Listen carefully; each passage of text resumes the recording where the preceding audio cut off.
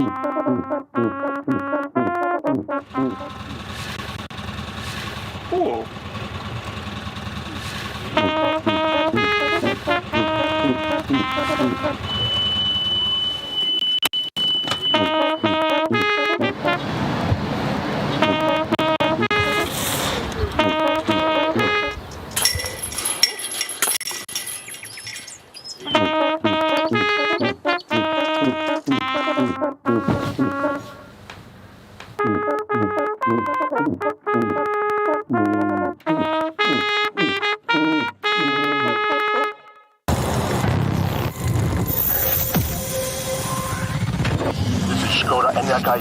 The first fully electric Tour de France leading car.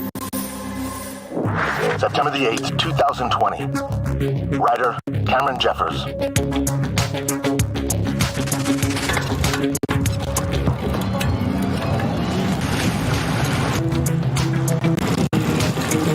Hi, I'm Cameron Jeffers, and today we're taking on one of the most grueling climbs in the history of the Tour de France, the Col de Galibier. Hello, Cameron. We are here to watch your back. This beauty was unveiled at the world premiere just a few days ago, and it has already served as the director's car in the Tour de France, leading the peloton. With climbs like these, two things are important. You've got to pace yourself and keep a steady cadence to ensure you don't blow before you get to the top. You know what? Screw it. Let's go full gas. 800 meters to the top.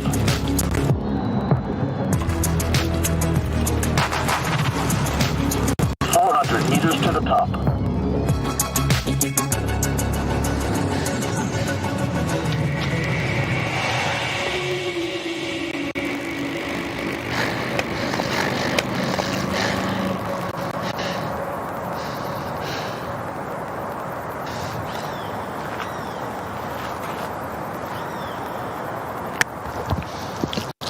A little recharge for me. Now I think we should go and have some fun in the descent. Let's smash it.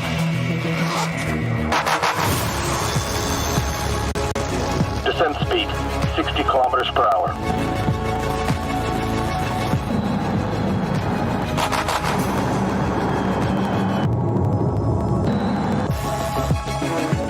Kilometers per hour.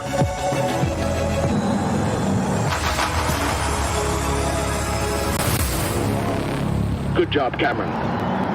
Hey, thanks for the ride.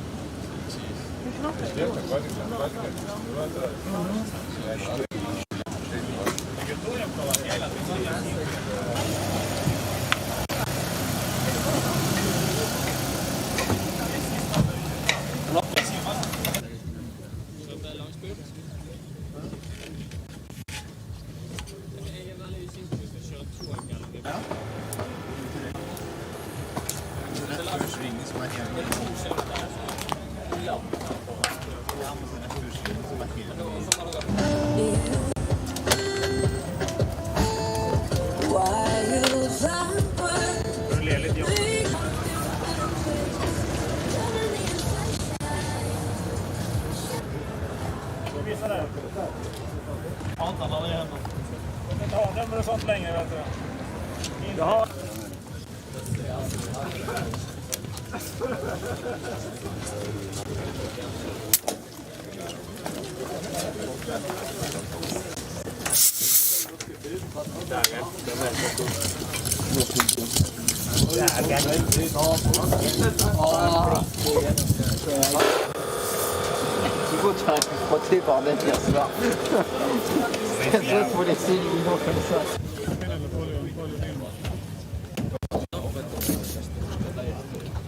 Sama kuin eilen. Vähän pojat sitten.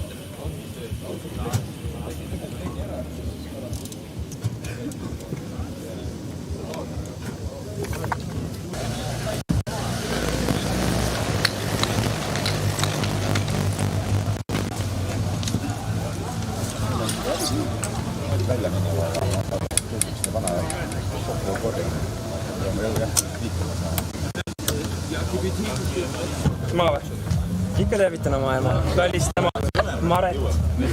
Ciao Maret!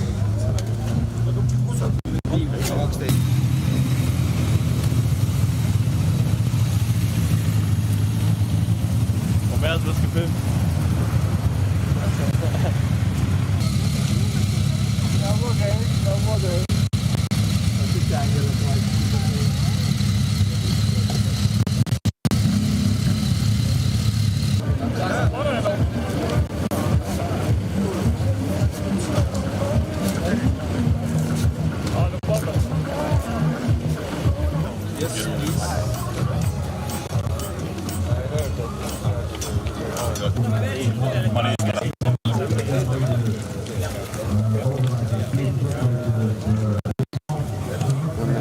få kolid juba bussi taha. Ma lähen teen kähku selle briefingu ära.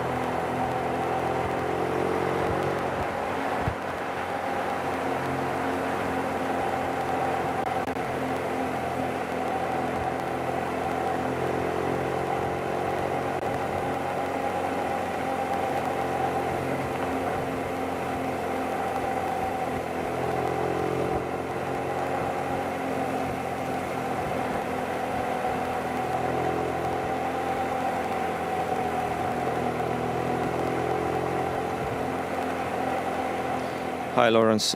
You originate from New Zealand and have all won world champion titles from track racing. Now riding on road with Groupama for first year here in Europe. You've done few same level stage races before this season. Are you surprised that you're in the tour lead here in Estonia? I'm really pleased to be in the league going into the final day. The racing's been hard and fast here, and it's been pretty interesting with the crosswinds. It's made for some exciting racing, and yeah, it's all to play for on this final stage. How important is Baltic Chain Tour for you in sense of your palmarès? Yeah, it would be a big result for me, UCI 2.2. It's the first time I've been leading a tour in Europe, so it would be a great result to have on my palmarès. There's only one second champion between you and Patrick Lauk. Are you prepared for that fight with Lauk? Yeah, I've got a great team behind me. Having someone like Miles Scottson, who's one of the best lead-out guys in the world, having him in front of me is going to be super vital today. And with Carl Patrick so close to me, it's going to be a tight battle. Is there any other rider you have marked for today's stage? Also the Estonian national champion, Mikhail Rime. He's got a fierce sprint on him, and he's got that experience from the World Tour. So, I mean, there's a few guys up there and the bonus seconds can make all the difference today. So, yeah, I'll keep my eyes peeled for all of those guys. Thank you and best of luck for today.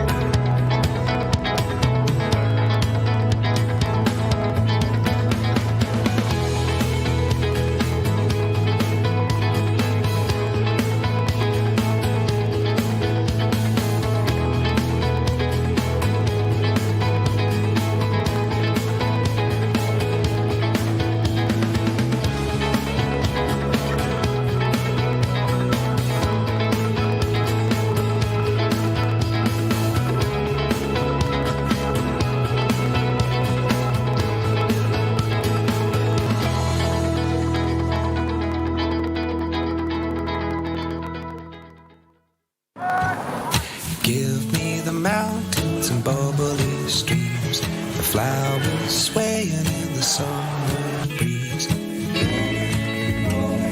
Skoda. Simply clever.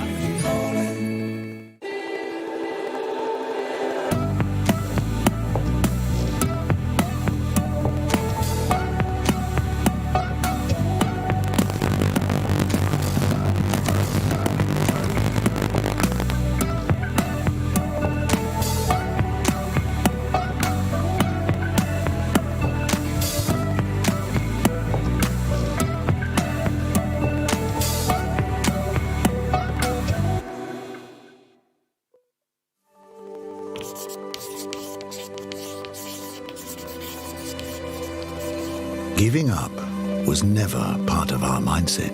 Right from the beginning, challenges spurred our inventiveness.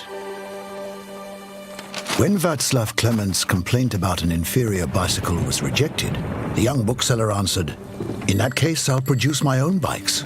He and his partner Václav Laurin didn't stop there. Soon their inventiveness was tested once again, mastering the combustion engine. The Laurin and Clement motorcycles were followed by their first car, the Laurin and Clement Voiturette A. In 1925, the factory in Mlada Boleslav merged with Skoda from Pilsen and set off to conquer international markets by developing innovative cars that actually cared about the customer's needs. The existential threat of the world economic crisis only boosted the inventiveness of the company. While other car manufacturers disappeared, Skoda radically changed its product palette and offered cars which were more affordable for a broader audience. Since then, Skoda has been the biggest selling car brand in the Czech lands. It wasn't long before history set the next hurdle. The war was over, the challenges were not. But once again, our spirit of inventiveness proved stronger. From the 50s on, legendary cars were created. Finally, a new era began, and we started, what else? Tackling new challenges. Partnering with Volkswagen, Skoda combined inventiveness with the experience of a global player. Cars like the new generation Octavia, the Fabia, the Superb, and the Scala followed. From the Kodiaq on, we enlarged our SUV range. Model after model surprised with great design and simply clever ideas that showed a deep understanding of human needs. Since then, Skoda has not only convinced but excited millions of customers in more than 100 countries. Now we are in the middle of a new challenge. After 125 years, we electrify our cars and digitalize our business. How will we respond? By transforming from a traditional car manufacturer into a simply clever company for the best mobility solutions. Knowing that challenges only spur our unshakable spirit of human inventiveness. Skoda. Simply clever.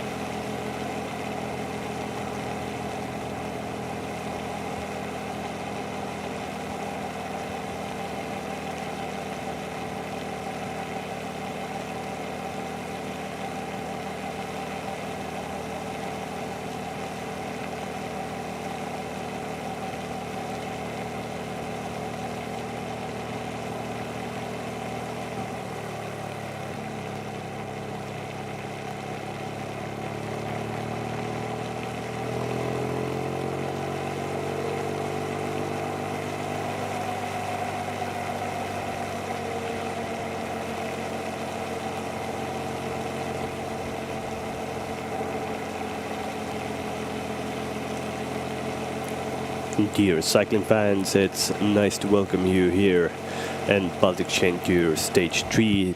Definitely the most exciting day in this tour this year. It started off in Valka border town on the borders of Estonia and Latvia. It has one big loop today, and as you can see from pictures, it's gruely. It's really it rains. It rained a lot in the start of today's stage, and it's windy. It's going to show some more rain at the end of the race. So this is a race for survival. It makes the race very hard, and today it's the most exciting day, of course, because after today's stage we're gonna know who will be crowned general classification winner of this year's Baltic Chain Tour. And yeah.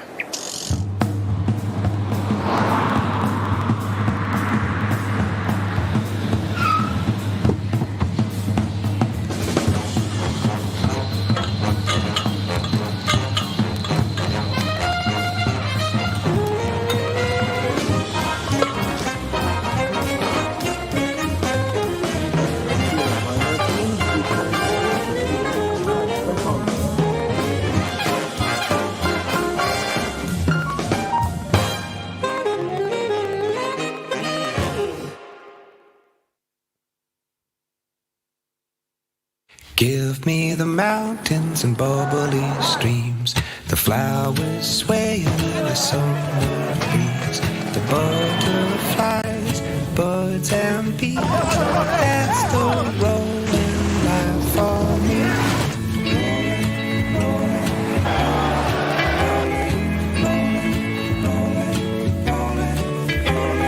That's the rolling Skoda. life for Simply clever. me. In the northeast corner of Europe lies a country you may have never heard of. Yet you've been here before, whenever you've closed your eyes, and envisioned the perfect city as you listened to fairy tales, or escaped to a secret getaway where no one could find you, or dreamt about a magical stroll through a winter wonderland. And then there are things you probably didn't quite imagine, like driving to the nearest island across a frozen sea, or singing with close to 10% of the population,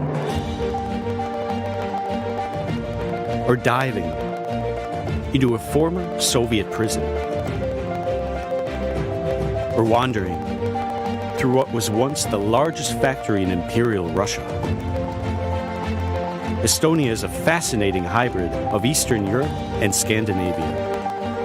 Locals enjoy the world's most advanced digital society and yet are closely tied to nature. It's a place where you can pick superfoods from fields of dandelions, enjoy the finest Nordic gastronomy among the wilderness, canoe across flooded meadows, and purify the body and soul in a smoke sauna. We know it's not your average bucket list destination, but we promise it's one you'll never forget once you've been here. Sports fans, spectators, supporters, we're back live here in this 2021 Baltic Chain Tour Stage 3. It's rainy, it's really rainy here. You can see a lot of water coming off the motorcycle back wheel, and you can see it's pretty similar scenario to Stage 1 and Stage 2, where a lot of attacks are starting from the start. Today the riders went off for 166.7 kilometers. They started in Valka. They're gonna go back to Valga. Here we are at the moment on Latvian territory. The whole lap is on Latvian territory, but the finish is in a border city called Valga. So it's a few hundred meters to the Estonian side is the finish. So it's a really international race. This not only from the riders' point of view, but also for the organizers. It's it's not easy to organize races with other countries. So it's a big kudos to the organizers that they can do an international race like this. And here you can see there are attacks, a lot of attacks going on. The Finns are in the front here. The Swedes started this last attack, but it is similar to days before because nobody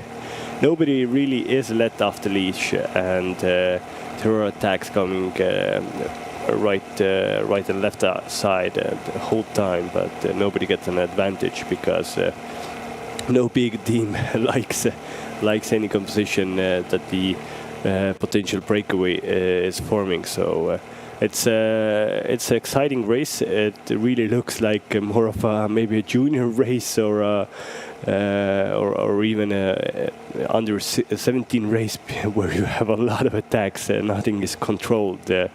Yesterday we had a 32-man breakaway. The breakaway formed after the first gravel section. Today, we unfortunately or fortunately, we don't have gravel sections. And 32-man breakaway went into the finish near Tartu to Ülenurme.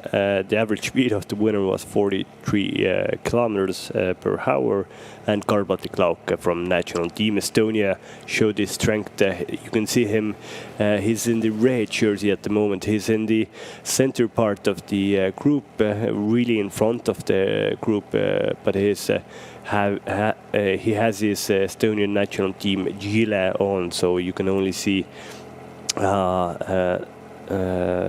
blue in Gile, and then on his arms you could see that he's wearing actually a red, most competitive jersey today. But yeah, Lawrence Petit from Franchise de Gio Continental team was second yesterday.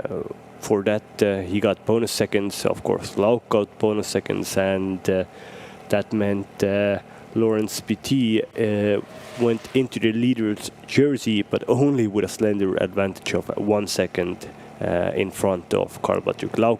And in the first intermediate sprint, it was the race was controlled to that point, and Baltic won that intermediate sprint in front of Thomas Parta and Lawrence Petit.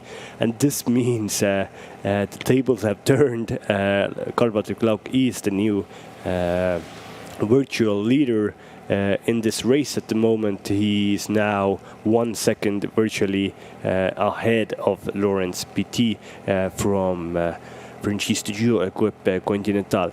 So now, when they started in Valga, it was national team Estonia's job to put Franchise de Gio under pressure and to get some seconds for Baltic. They have already done it. They have already done it in the first intermediate sprint, and this means if things stay as they are, Baltic could be crowned the champion of this Baltic Chain Tour. But still, of course, the race isn't over. We still have 118 kilometers to go to the finish of Valga, and 2 intermediate sprints where you have, as in the first intermediate sprint, you're gonna get 3, 2 and 1 bonus seconds for the first 3 guys over the intermediate sprint, and of course in the end you will have 10, 6 and 4 bonus seconds for the riders who go over the finish line first. So there's still I would say even Antti Juntunen could win this race from a sprint finish. Also Thomas Parta got 2 seconds. Now he's trailing. You should be virtually in 5th place at the moment, 9 seconds from the lead. So a lot of riders still have a chance to win it, even if it comes down to a punch sprint. And of course, we can't say that the race won't be decided by a breakaway.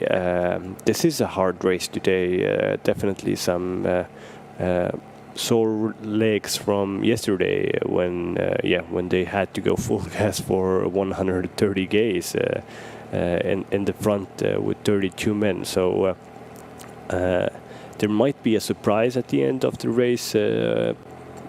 And it's pretty technical, the run into Valga. It has some pretty bad roads actually, and it has a few roundabouts also. So yeah, it could be sketchy at the end of the race, and we could see a little breakaway going away and nobody catching them. But yeah, it's just hopefully we'll see a lot of attacks in this race still. The riders just came through Valmiera, a nice city in Latvia, and if you were going to visit Valmiera or the Baltic states, then and if you're a fan of beer, and a lot of cycling fans and the cyclists are a little fan of beer, then definitely try Valmiera Muisa beer. It's definitely the best beer. And in the Baltic states, maybe not as good as the Belgian classics, the Flanders, the Leffes,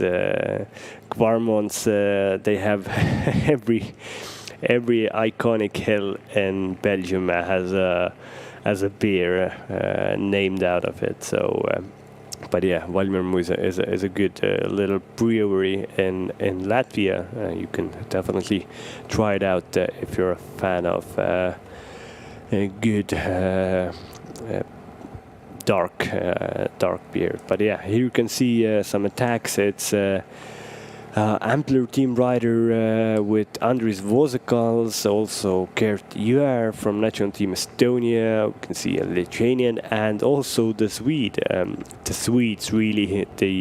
Swedes won the first stage with Lucas Eriksson Vist in Tallinn Pirita, but yesterday they did a plunder. No men got in front of the 32-man breakaway. Everybody was left out, and it was yeah, they had to give their yellow jersey to Lawrence Petit, who was second in the first stage, second yesterday. So he definitely wants a little better today, and little better would be a stage win, and that would guarantee him a win in the general classification also. But definitely Baltic won't go down a fight. He's the new virtual leader at the moment, and here you can see, yeah, it's the Swedes are going full gas here. They're trying to do a better race than yesterday, and yeah, hopefully they will be a bit better today, because for us spectators and for me as a commentator, it's always nice to see as many teams, as many cyclists in their top form to go for the win. You never want to see a race which is you know the outcome of, or you know that somebody is really above the rest. You want to see attacking racing, some really racing that is will go down to the line, and that's why we like cycling. So yeah, hopefully we will have a nice race. But Uno X here at the front of the group, it's Bogdanovic second wheel, Kirill Tarasov from national team Estonia in third wheel, and Ampler guys are attacking again. They have in the general classification the third place Antti Jussi Juntunen is 7 seconds from the lead. He did a really good race yesterday. He wasn't very good at the end of the stage. Thought he would even go better than 5th place, but he was there or thereabout in the intermediate sprints. He got some seconds there, and yeah, Antti Jussi is an up-and-coming talent from Finland. But yeah, here on the right, Gert Kivistik from Team Peloton still controlling the race at the front. Nobody's has been let go from the race, so still, yeah, we have already raced 50 kilometers, but no breakaway has been formed. Now it's tactics also. When Baltic Lauk is in the virtual lead, maybe he wants to maybe the national team Estonia want to let a little breakaway off the front because the next 2 intermediate sprints, as you can see on this map, come on 75 kilometers till the end and 54 kilometers till the end. Maybe it would be better if breakaway, which is not formed of very dangerous riders, will take the sprints points in those 2 intermediate sprints. It would maybe suit the national team Estonia, and they wouldn't have to control it. Of course, it's a little dangerous game because maybe somebody is still really high in the general classification will get into the front and they will get the points ahead of them. Yeah, we'll see a lot of different tactics today, and I think a few teams will try to go really offensive today because you don't have anything to save for next days, because next day, tomorrow, there's no race in this Baltic Chain Tour. It will end today. It will end with a spectacular finish in Valka. I'm sure of that. But yeah, this is the group at the moment. You could see that the wind is pretty harsh, and sorry for the little problems with our video today, because it's due to the fact that the broadcasters' video transmitters are using 4G signal, and despite the fact that they're using actually 3 mobile signal providers, so pretty much every mobile signal provider that there is in this region, it's still very few small cell towers near these roads, and of course, when we're going to be close to the border again, when we'll go back to Valga, where the finish is, then the signal quality could go a bit bad, but definitely we will see the finish perfectly, and the broadcasters have said at least the last 5 kilometers will be very okay, and no problems there. So yeah, so a little sorry to you that we're gonna have some video breakouts today, but yeah, hopefully you will understand, and the broadcasters are doing their maximum to provide us the best pictures. And I think for a 2.2 race... Hi, Karl.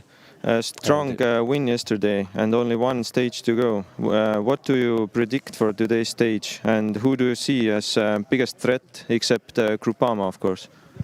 Yeah, there's always a lot of threats because the front group was quite big yesterday, so 31 or 32 guys, so it will be difficult to look or point out everybody, but definitely Groupama, and also Ampler guy Antius is not far, only 7 seconds, and mainly all the other 30 guys are around 10-13 seconds, so not far either, and a guy from 25th place can take one sprint, so bonification, and also the final sprint, and he can win the whole thing. So it will be a really difficult day to control, but we have I think we have a quite good tactic, and it will be mainly about the legs. If we can properly point out the right guys, and of course the main thing is to keep an eye on the FTG guys, and also try to take some bonification seconds, and that's pretty much it. Let's see what the day brings. So we will see a punch sprint today?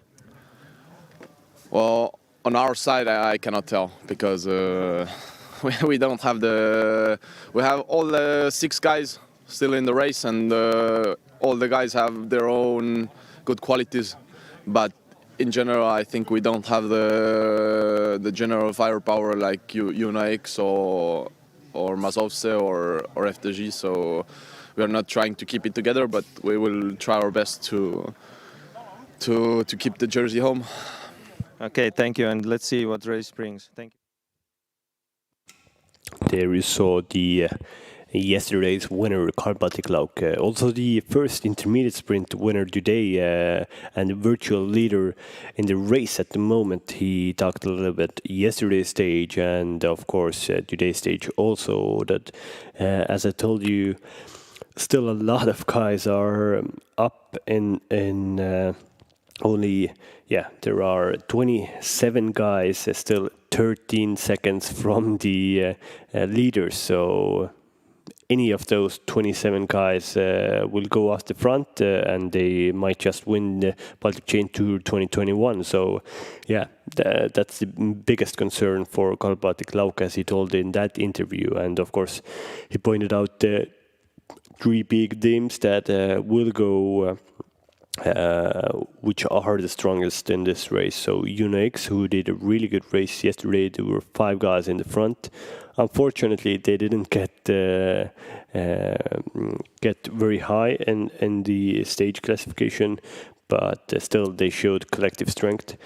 And of course, then Ampler team development team with Antti Jussi Juntunen, who's lying third at the moment, 7 seconds from the lead, and then of course Franchise Duo boys who have Lawrence Petit, who's the yellow jersey wearer at the moment in this race, but he has already dropped down in the standings, in the virtual standings, because he was only third in the first intermediate sprint, and Baltic won that.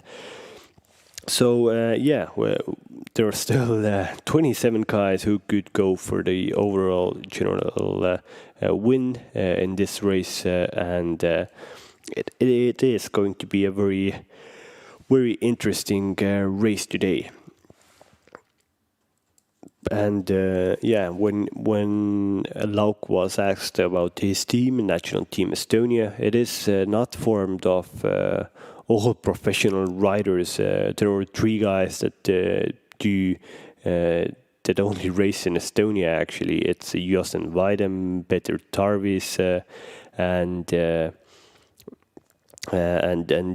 Jär. So guys that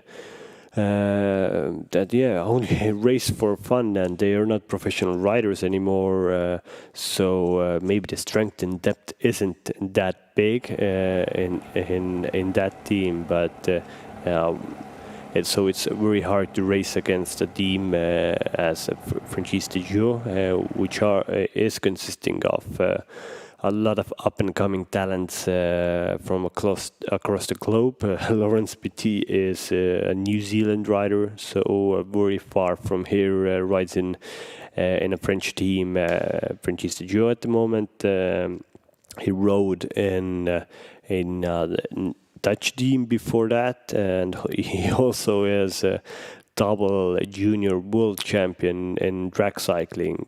He was Omnium champion and also a champion in the Madison in Cairo, Egypt, a few years ago. So he's really young. He's only 19 years old at the moment.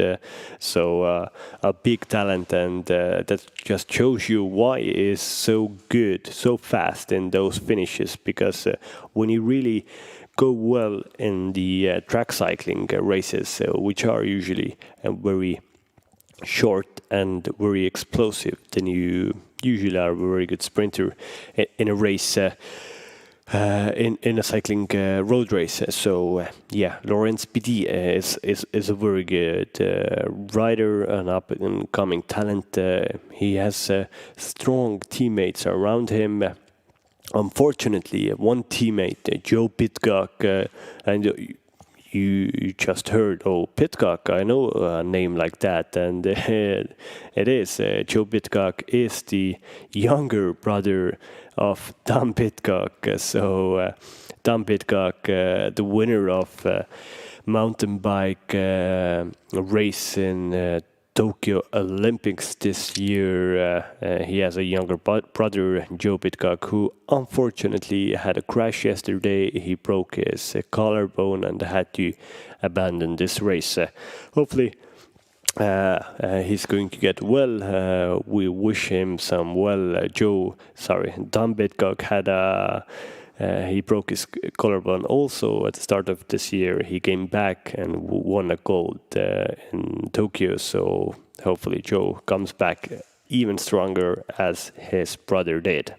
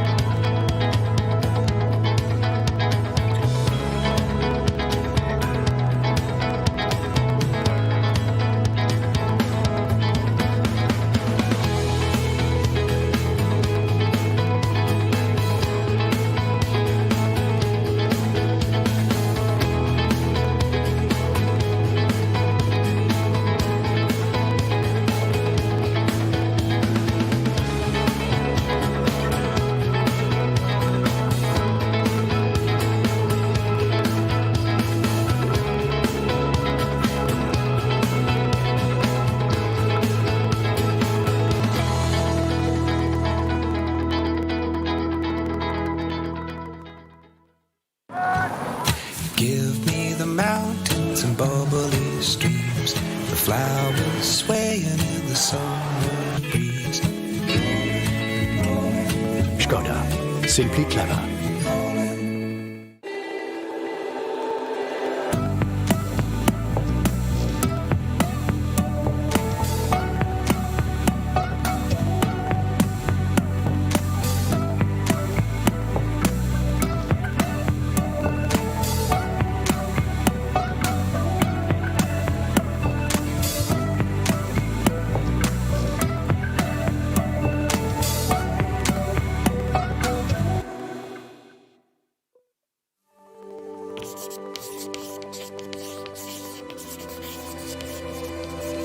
Giving up was never part of our mindset. Right from the beginning, challenges spurred our inventiveness. When Václav Klemens's complaint about an inferior bicycle was rejected, the young bookseller answered, "In that case, I'll produce my own bikes." He and his partner Václav Laurin didn't stop there. Soon their inventiveness was tested once again, mastering the combustion engine. The Laurin and Clement motorcycles were followed by their first car, the Laurin and Clement Voiturette A. In 1925, the factory in Mlada Boleslav merged with Škoda from Pilsen and set off to conquer international markets by developing innovative cars that actually cared about the customer's needs. The existential threat of the world economic crisis only boosted the inventiveness of the company. While other car manufacturers disappeared, Škoda radically changed its product palette and offered cars which were more affordable for a broader audience. Since then, Škoda has been the biggest selling car brand in the Czech lands. It wasn't long before history set the next hurdle. The war was over, the challenges were not. But once again, our spirit of inventiveness proved stronger. From the 50s on, legendary cars were created. Finally, a new era began, and we started, what else? Tackling new challenges. Partnering with Volkswagen, Škoda combined inventiveness with the experience of a global player. Cars like the new generation Octavia, the Fabia, the Superb, and the Scala followed. From the Kodiaq on, we enlarged our SUV range.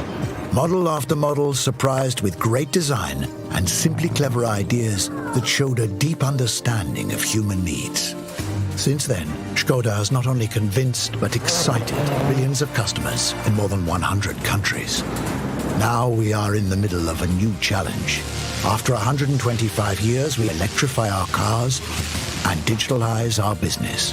How will we respond?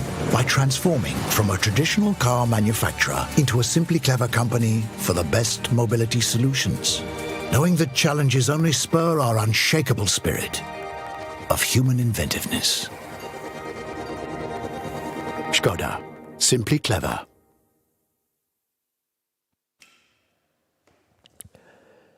Back here in Baltic Chain Tour, I think Skoda has really upped their game in their marketing thing. That was one hell of a commercial, really nice history lesson for Skoda fans. And Skoda is a very unique car manufacturer that gives every working man a nice, affordable car, which is reliable. And it's so nice to see that Skoda has been a fan and a sponsor of cycling around the globe for many, many years for now. And they ride in Tour de France.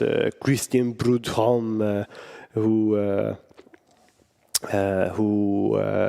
is riding, who's the general director of Tour de France, rides a Skoda every day when he is part of the Tour de France caravan.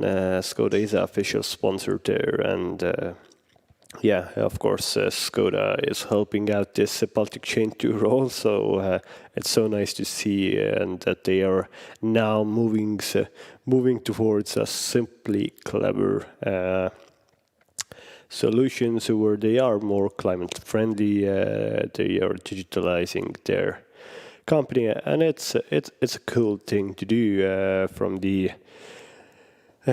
a car manufacturer. It's the only thing you can do because EU is starting to prevent people buying diesel cars. They should be banned in 2030. So when you have a diesel car, it's going to be out of date in just 10 years. And so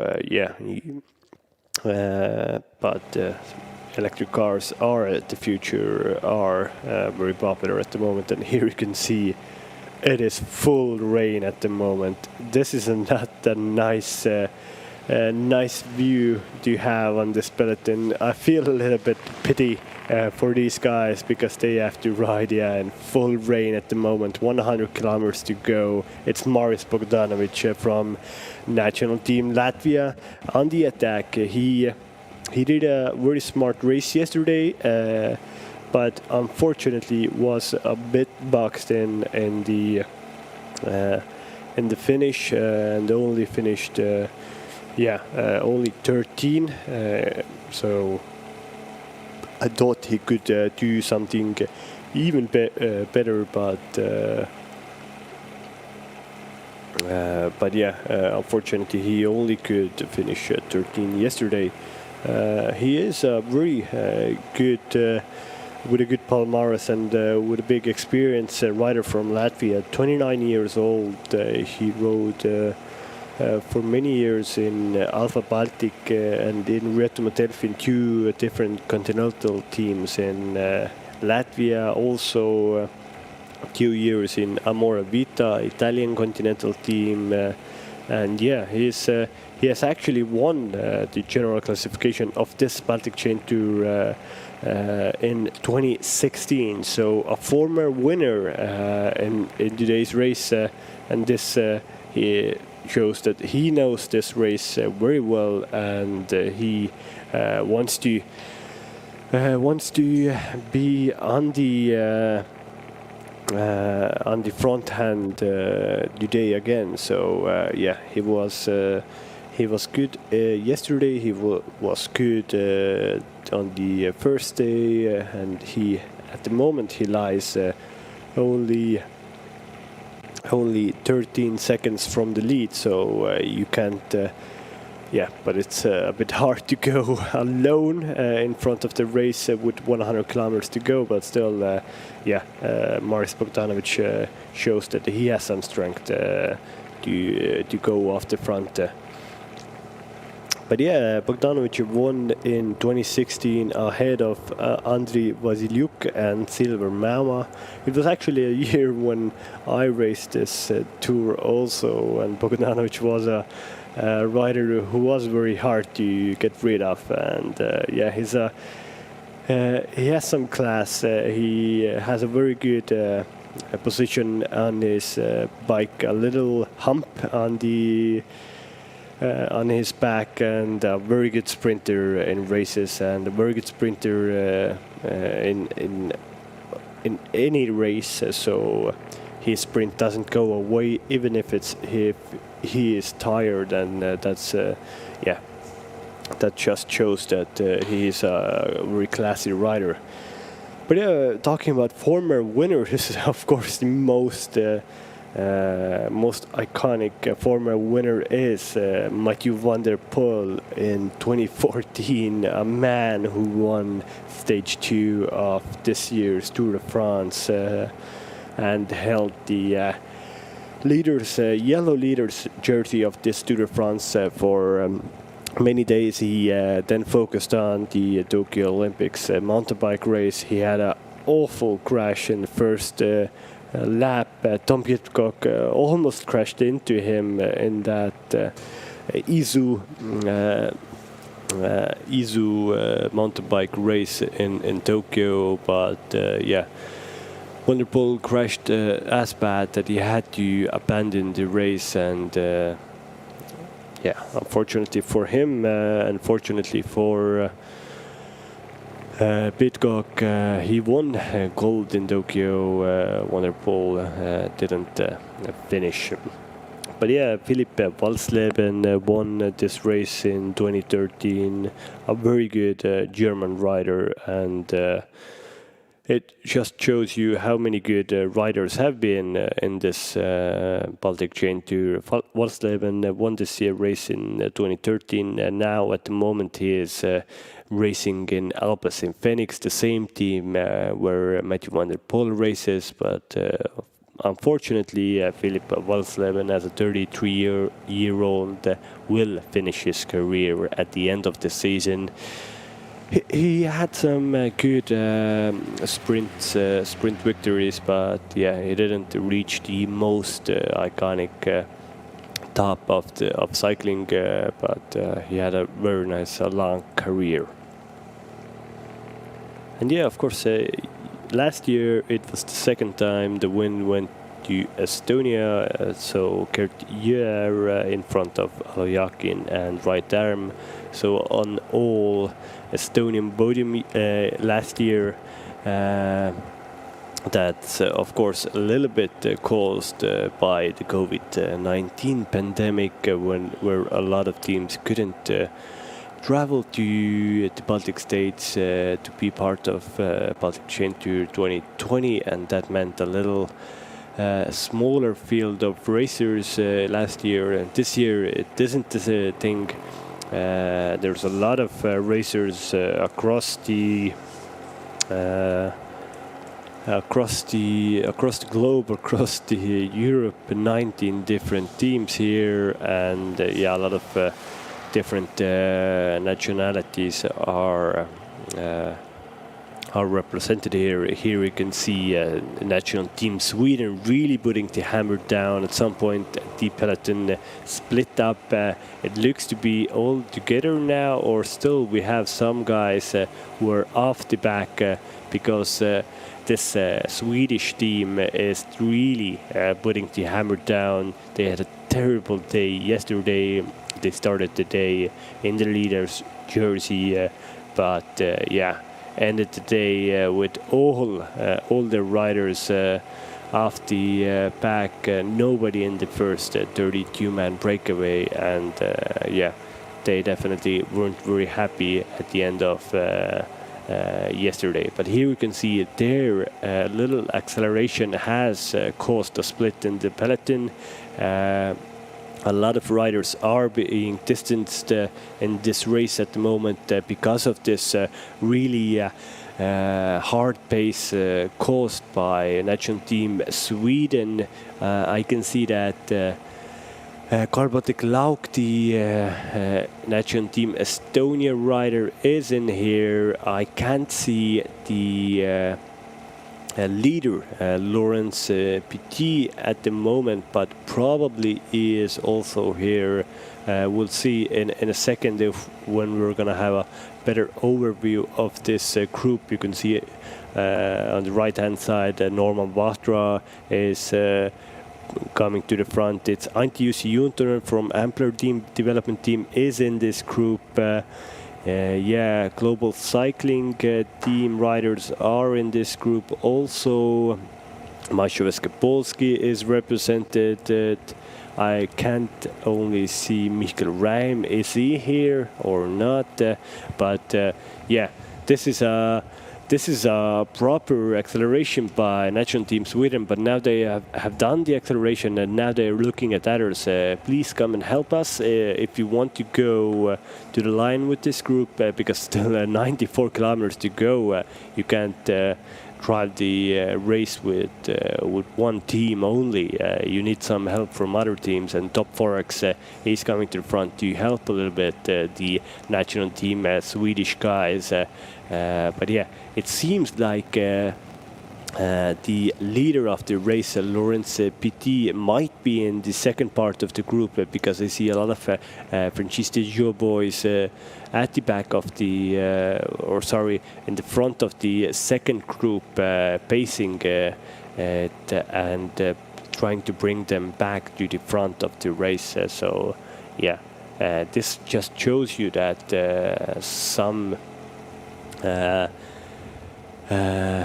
it shows some cracks for Francesco Gio. If they really miss this split at the moment, it will probably come back and the junction will be made in a few seconds, I think so, if UNIX doesn't put the pace really high at the moment. But it looks to be that Francesco Gio have brought the second group back to the front, but it hasn't been easy, and it definitely has made some legs a bit more sore in this race.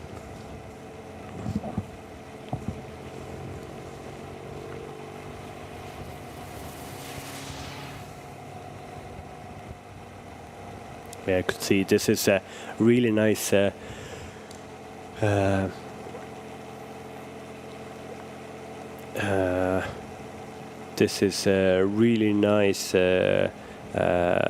of Latvia where there are fields, and you could see that the wind is really blowing. The wind has caused some breaks, and a lot of teams are trying to take advantage of this. It's Top Forex on the front, going full gas. It's Norman Vahtra from national team Estonia is patrolling them. Also, UNIX is at the front, and some guys at the back are losing ground, are losing wheels with the main group. It is not an easy race to be racing. It's 46.7 kilometers an hour. These guys are going. It's fully raining. It's fully crosswind action. This is proper cycling that you are seeing at the moment on your very warm home couch. Hopefully you are a bit more warmer than these guys, and you can see Michael Reim on the right hand side. Maszowiecki Polski did a lot of crosswinds in the first stage. They are trying to do the same thing now. It's Michael Reim on the second wheel with his teammate in front, stringing this really out. This is a really good possibility to put other teams under pressure to make the race as hard as possible. And it's still 91.5 kilometers an hour, and you can see this acceleration by Maszowiecki Polski team is really string this out.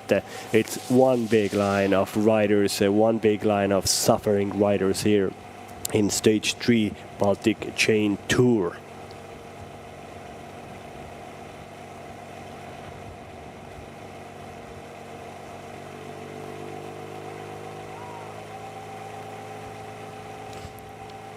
Yeah, one of the two guys that is actually racing in World Tour level is Norman Water, who just took his turn, the Estonian national team rider with a white helmet, and now Masha Skapolski have come to the front with three guys. A few men back are Mikkel Reim, with also a rider and with a teammate there. And this has broke up. You could see Mikkel Reim and his teammate. They just left a little gap between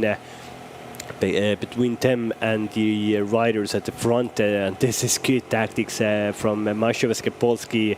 They are putting the hammer down, and Top Forex see the danger and know that this is not a very good situation for them, and really trying as hard as possible to get back to the front. This is some exciting racing here. Baltic Valka is really to the front. Also the most competitive jersey wearer and the actual virtual leader in this race at the moment. But I can see the yellow jersey at the moment. It might be that the yellow jersey has his rain jacket on at the moment, and you can see that he is supporting the yellow jersey at the moment. But yeah, it is a bit hard knowing who is who in this horrible rainy situation, and this. It isn't very easy to know who is who, but I'll try to be your guide in this race. It's still 89.3 kilometers to go. The next intermediate sprint comes up in 75.7 kilometers to go, so just about 14 kilometers until that point. And you can see at the back of the peloton there are splits. There are a lot of guys who are losing contact of the race. This is just who's at the front, and if you lose your wheel, then it's so hard to come back. You need good position because the wind comes from the right-hand side. That's why all of the riders are on the right-hand side of the road to give minimum wind clearance to the riders at the back of you. It's still Masha Skapolski on front with Norman Water also there, Uno X, Francisco Joe. All the big teams are represented in the front. I only can see anybody from Ampler team, development team, and UC Juntoren is alone at P15, I would say. So it's not a nice thing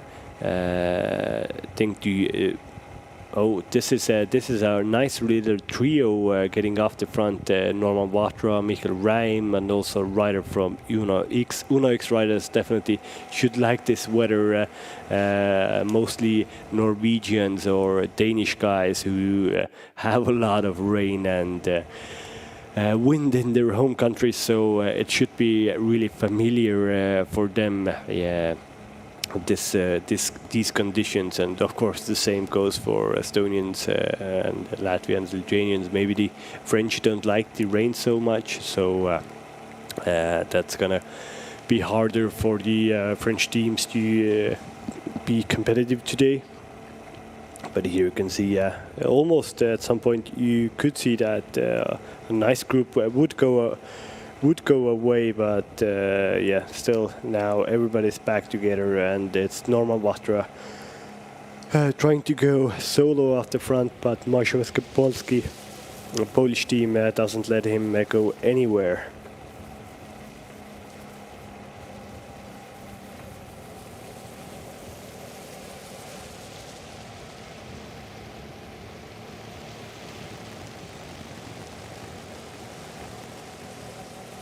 Now it's Miles Scottson from Francisco Joe brought his team to the front and really puts the hammer down.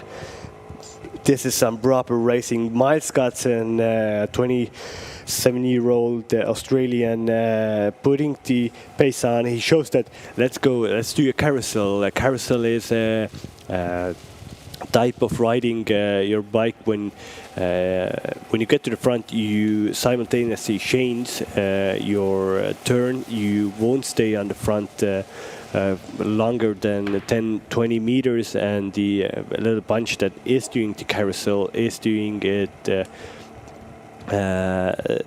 all the time, moving your position, and this is the most effective way to ride in a really windy situation when you have more than 10 riders riding. But as you can see, Miles Scottson wanted to do this type of racing, but nobody else wanted to do the same. So the guys now have a possibility to come back to the front of the race that have lost some ground. But now Mikkel Reim, Mašovský Polski rider, national champion of Estonia, has attacked from this main group with a teammate from Top 4X and also UNX rider. UNX riders were really good yesterday. They did a lot of attacking, but unfortunately for them, they didn't get the they didn't get away. And now Mikkel Reim just did something again, a very tactical turn. He was off the front with his teammate, the Top 4X guy, UNX rider, but he just freewheeled off there to give these three guys a better opportunity to go ahead, to get away, because everybody is looking at Mikkel Reim. He is a very marked man in this race. He is the Estonian champion in this race, so everybody looks at him. The only him and the Swedish national champion, 2 national champions, are in this race today. And Mikkel Reim was 6th yesterday. Mašovský Polski did a properly good lead out for them, but they mistimed it a little bit. They started too early, and they were spent before the finish line, and also Mikkel started his sprint too early, and the other guys could stay on his wheel and go over the top of him before the finish line, and that was a pity for Mikkel, but let's see how they go today. So Top 4X, Mašovský Polski and UNX, 3 big teams are represented in this breakaway. It's a good breakaway to go away, and the main group is slowed down a bit. This might just be the first proper breakaway of this tour, actually. Well, we had a little breakaway yesterday when Andris Vozekals and a UNX rider was off the front, and also a 2-man breakaway of Robin Fischer and a rider from Lithuania off the front. But there haven't been a lot of breakaways in this race. We have seen more attacking than in any race I've seen this year, but nobody has really got off the front, and this is a possibility for these 3 guys to get an advantage on the main group. They can go now. They are doing nice little turns at the moment, working well together. At the back you could see there's still guys attacking. A 5-man group has gone off or even a 7-man group has gone off the front of the peloton. It looked like one rider from Saint-Étienne, one rider from national team Latvia, and a rider from peloton, also from the Swedish national team, and an Ampler rider. All the teams that aren't represented in this front trio will try to get their man to the front, that they don't have to chase these riders back, because if you don't have any riders in the breakaway and you want to bring it back together, then you have to go to the front and chase these riders. And you would say chasing is always a bit harder than going off the front when you already have a little distance between you and the group. So yeah, this is a very interesting part of racing for these three guys. Hopefully we'll see who are the guys here. I can't see the numbers at the moment. I'm not so I don't recognize these riders from them faces. Unfortunately, I recognize a lot of these riders from their face, but not these three guys. Hopefully we will see the numbers soon enough in this race, which is 82.5 kilometers still left of racing in this Baltic Chain Tour 2021. We will going to have intermediate sprint in just 7 kilometers, and then 3, 2 and 1 second will be up for grabs. At the first intermediate went to Baltic in front of Thomas Parta and in front of Lawrence Petit. So that means Baltic is the virtual leader in front of Lawrence Petit with 1 second, and yeah, this is the map. Riders are approaching that intermediate sprint soon enough.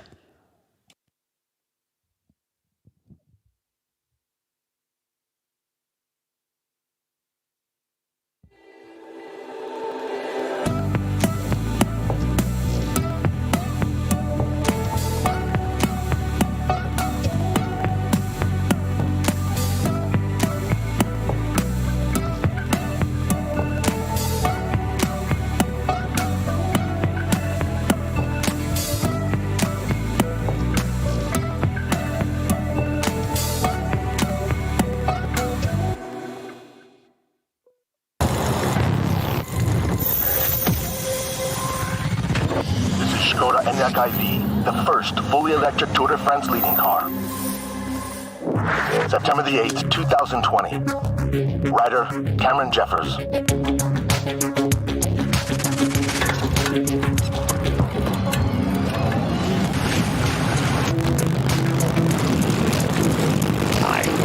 Hi, I'm Cameron Jeffers, and today we're taking on one of the most grueling climbs in the history of the Tour de France, the Col de Galibier.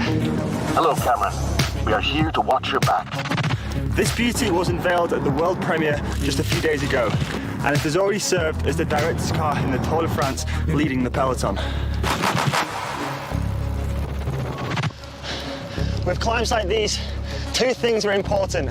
You've got to pace yourself and keep a steady cadence to ensure you don't blow before you get to the top. You know what? Screw it. Let's go full gas. 800 meters to the top.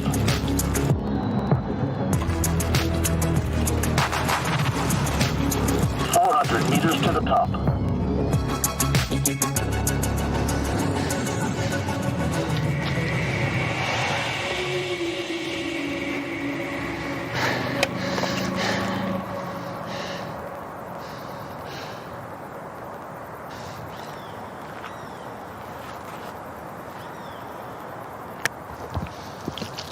A little recharge from me. Now I think we should go and have some fun on the descent. Let's smash it.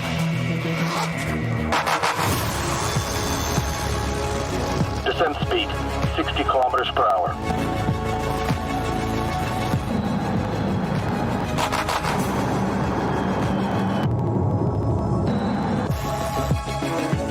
Kilometers per hour.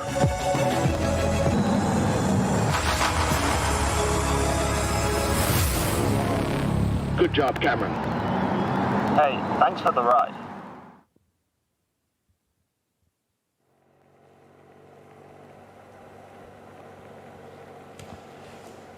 We love cycling. Skoda loves cycling. We love cycling. We really like going up the road up of Col du Galimbier and down there also. But here we are in Latvia, in Latvian territory, and having the stage 3 of Baltic Chain Tour. 3 guys are off the front. It's a rider from Uno X, also Top 4X, and HRE and Masho's Polski team, and it looks to be as it's Andris Vosekans again from national team Latvia, who has gone off in solo pursuit of this three-man breakaway at the moment. Vosekans has been definitely the most active rider of this tour. Well, in Tour de France, every day they give the most the most competitive rider prize to somebody, and at the end on Champs-Élysées, the most competitive rider of the tour. If I would be a race commissaire, I would definitely already give the most active rider prize to Andris Vosekans, who's that big guy in front of this breakaway group of 3 riders and the main group of the peloton, consisting of the race leader Laurens Petit, most competitive rider Karl-Patrick Lauk, the green jersey wearer Mikael Räim, and also best young rider Antti Jussi Juntunen. So yeah, Vosekans is doing something super. He just passed a motorcycle. He's going faster than guys with motors. That just shows you Vosekans is a big powerhouse rider. If I would be with these 3 guys off the front and I would look back, then I would say, let's wait for Andris, and we're going to have a really good rider to cooperate with, because he is a strong rider and he would give a lot more strength to this breakaway, and a lot more now you can see that Andris saw that no, it's not possible to get to the front because those 3 riders didn't wait up for him, and there's no point of riding between 2 groups for a long time, and he now is being dropped back to the peloton. I think it was a smart move from Vosekans, but I would have thought that the smart move would have been for these 3 riders to maybe wait up for Vosekans to go as a 4-rider group, and they would have had some more shelter from the wind, of course, because they would have had 4 riders in here, but they would have had the most tallest guy in the peloton in their breakaway. A very good wind shelter for them to have in the front group. So yeah, it would have been a better situation for these 3 guys, but it's 77.1 kilometer to go. We're going to have an intermediate sprint in just 2 kilometers, even less now. It should be 1 kilometer to go. The ticker is a bit off, 1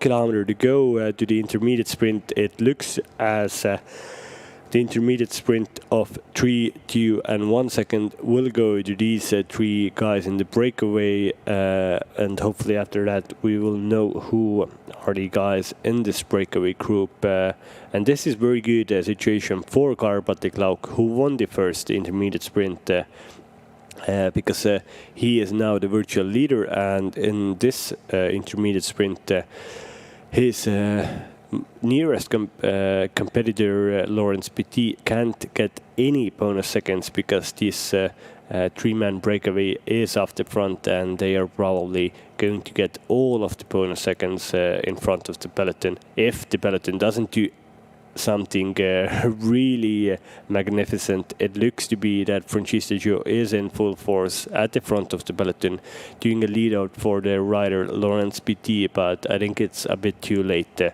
for them. Still 500 meters to go to the intermediate sprint, and there is a very good lead out from Francisco Gio in the back of the field, but I think it's now certain that the intermediate sprint will go for these three riders. We'll see, will the riders really contest it, or are they not bothered at the moment?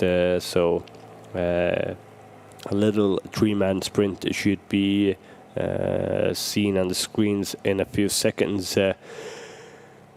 Intermediate sprint where 3, 2, and 1 seconds are awarded to the three first guys off the front. Here we can see the sprint. Mashoveske rider starts the sprint in front of Top Forex, and it goes to Mashoveske Polski rider in front of Top Forex and in front of Uno X.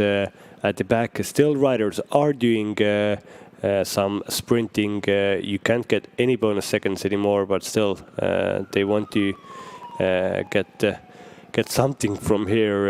I don't know why they sprinted like that, but maybe they just like sprinting because they didn't get any bonus seconds from the peloton, and the rider, the Francis de Joux rider, didn't get any bonus seconds from there. But ahead of the race is a three-man breakaway. We have gone through the second intermediate sprint. Now only one intermediate sprint is left to offer. It is in Ruyena. It's on Riga Street in Ruyena. It's very nice because the first intermediate sprint in a different town was also on Riga Street, so it looks to be that every bigger Latvian city has a street called Riga. Riga is, of course, the capital of Latvia. Very nice city. It's very near to the sea there, and it's a very nice old town, a lot of cobbled streets, a nice place to go and visit, to go shopping, very good hotels, and when you have a chance, definitely come to Riga as well.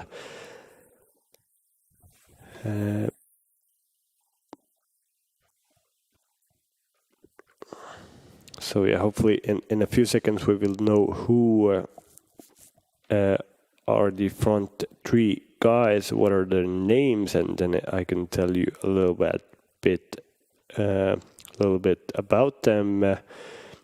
The Mashoveske Polski rider won the last intermediate sprint ahead of Top Forex and ahead of Uno X rider.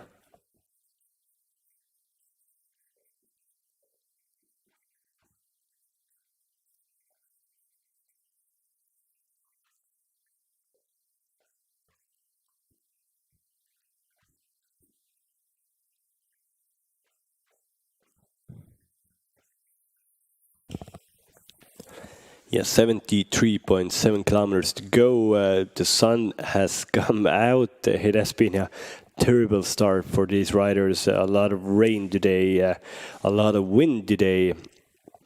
But now the weather has gone a bit better. Sun has come out, and Mashoveske Polski team rider just took off his Gila, handed it to the motor bike rider that he can take it back to the team car of Mashoveske Polski. When the sun comes out, it for these riders when they're racing hardcore really fast, then it's only a matter of seconds when you're going to get hot. So you want to shed some clothing because excess clothing keeps you too warm. You don't want that. Excess clothing is a little bit of extra weight for you, and excess clothing just doesn't feel good on your back. So when it's warm, you want to get rid of clothing as fast as possible. here it looks to be Kertjär's Cube bike. It is Kertjär, former champion, defending champion of this race from last year. He really helped Baltic Lauk yesterday. Here he is at the back from with an Estonian vest on. He has the most competitive red jersey on. He's the virtual leader at the moment, the stage winner yesterday. A really good sprinter whose home team is Nicolas Pro Immo in the French amateur field. It is a very good team in there.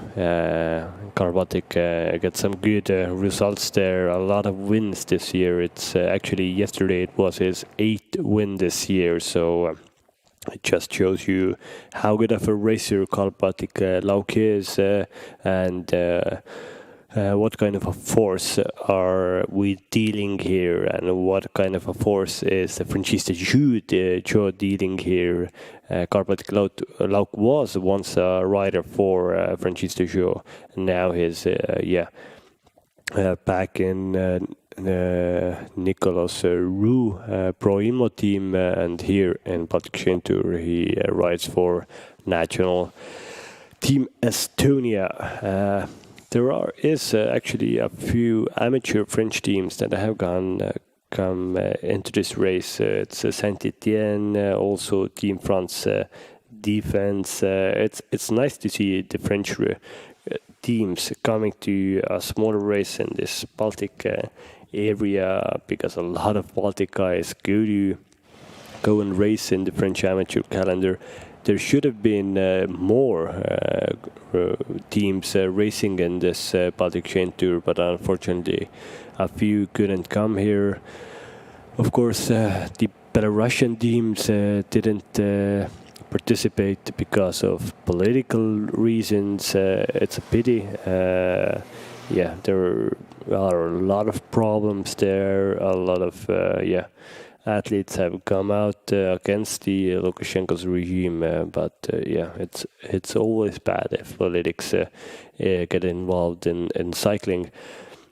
But here, 3 guys are still in front, but here is a nice shot of the main group. The main group has been strung out. It just shows you that the pace is really fast and the wind is blowing from the left-hand side. All the riders are on the right-hand cutter, as you would say.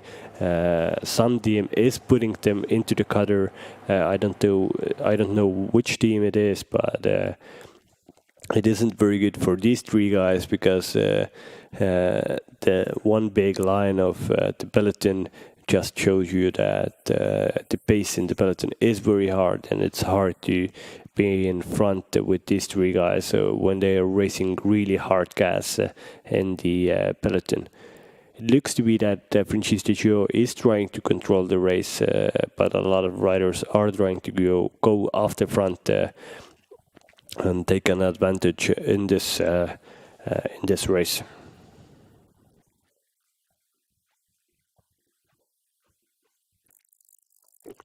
Yeah, in the second intermediate sprint, it was Norbert Banaszek who won against, in front of Magnus Vera and Oscar Mistral Johansen.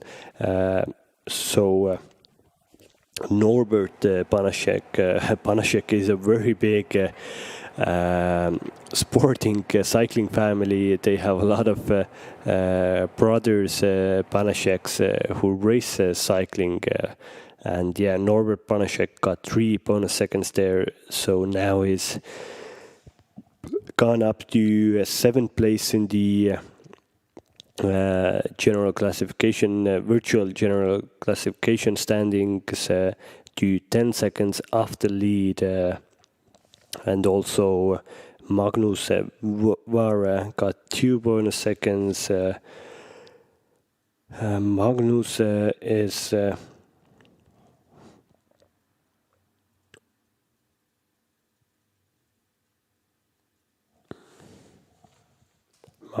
unfortunately he got a lot of he lost 11 minutes yesterday. He is not in the contention for the overall lead, so that means Norbert Banaszek is definitely the strongest guy in front of the race, and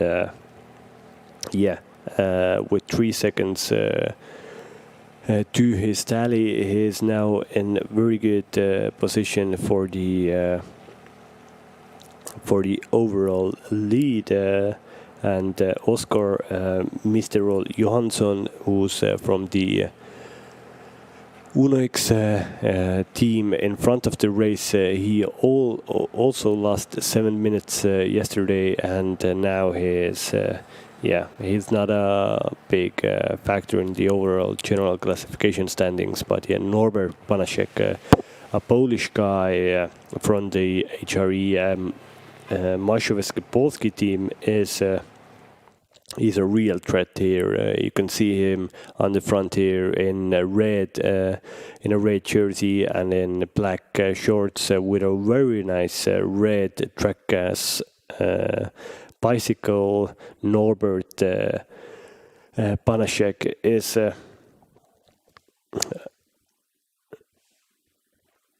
a big threat in this breakaway. 67.8 kilometers to go. Norbert Banaszek is 24 years old. He won general classification in the footsteps of the Romans last year. He has had a pretty good season this year also. He was third in a stage in a Romanian race, Tour of Shekelland. Also,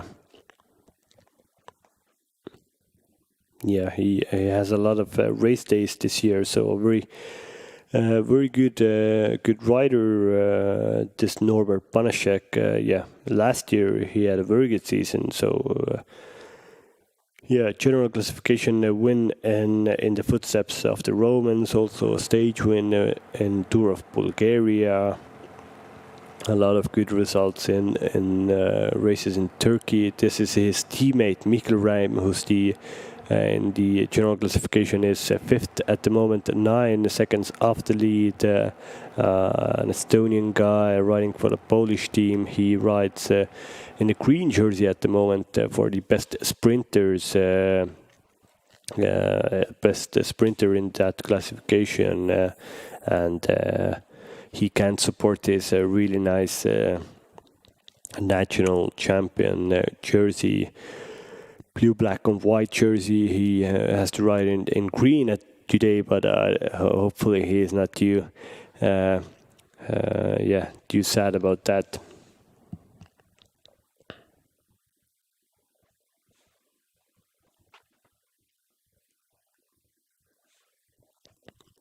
But Norbert Banaszek has been in the cycling field for whole his life. He was as a junior, he raced a lot of good races in a junior tour in Poland.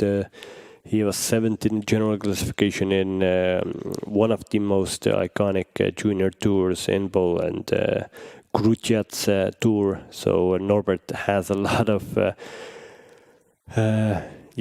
of experience for his young age, as 24 years old. He's rode for pretty much his whole life in Polish continental teams. He actually was even in a pro continental team in 2016 in Verva ActiveJet pro cycling team. This was also a Polish team. But now he rides in the Mazowieckie Serce Polski Polish continental team, and it's a good group of guys, a good group of riders. As I told before, there are 3 different Banaszeks in that team, so big family of Banaszek, Adrian Banaszek, Alan Banaszek, and Norbert Banaszek. Cycling family, as you could say. Adrian is the oldest, 27 years old. Norbert is the middle one, 24 years old, and Alan Banaszek is 23 years old. So it's a fun group of a fun family who can pretty much only talk about cycling, as you could imagine, if you have so many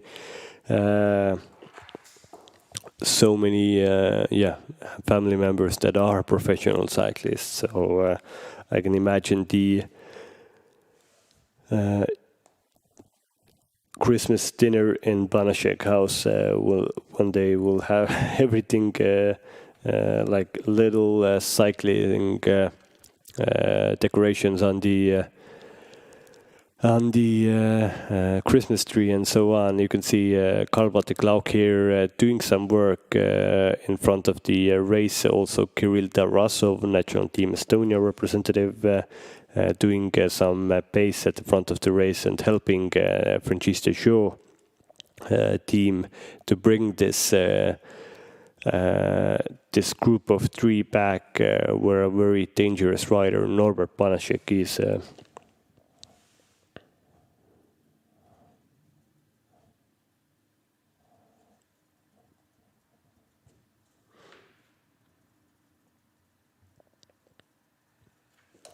And of course, with the Banaszeks, there is their father also rode a bike, and Banaszek is a very well-known name in Polish cycling communities, and it's nice that you give to your kids the hunt for doing sports and doing this magnificent sport called cycling. So it's very nice from the Banaszek family.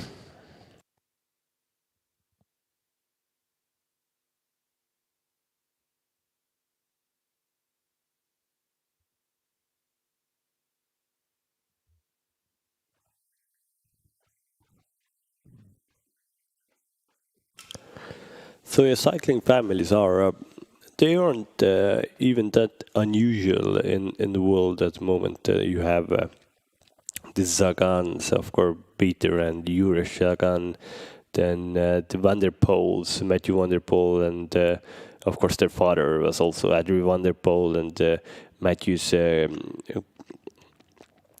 grandfather, Raymond Pulido, Pupu, as they called him, was one of the most iconic cyclists in history. So yeah, cycling is a brutal sport, and it's always so much easier to follow the footsteps of your father, of your mother, than you just find cycling as your own, because you need some experience, you need some guidance in your early years. It's unusual to go and be a cyclist when you don't have any former people in your communities, in your family that haven't done cycling. So that's the same for yesterday's stage winner, Baltic actually. His father, Andres Lauk, was a very good professional rider, an Estonian champion in the 90s. He has brought up a very good cyclist on his own, Baltic Lauk.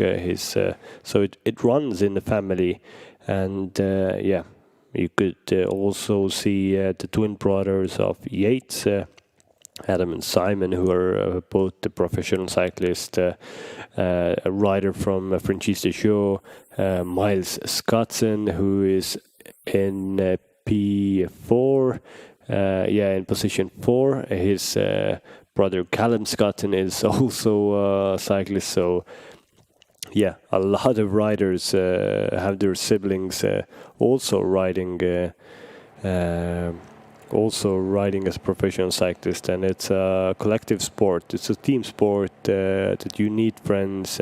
It's a social sport also because when you go training, if you don't have a very hard, really training with a lot of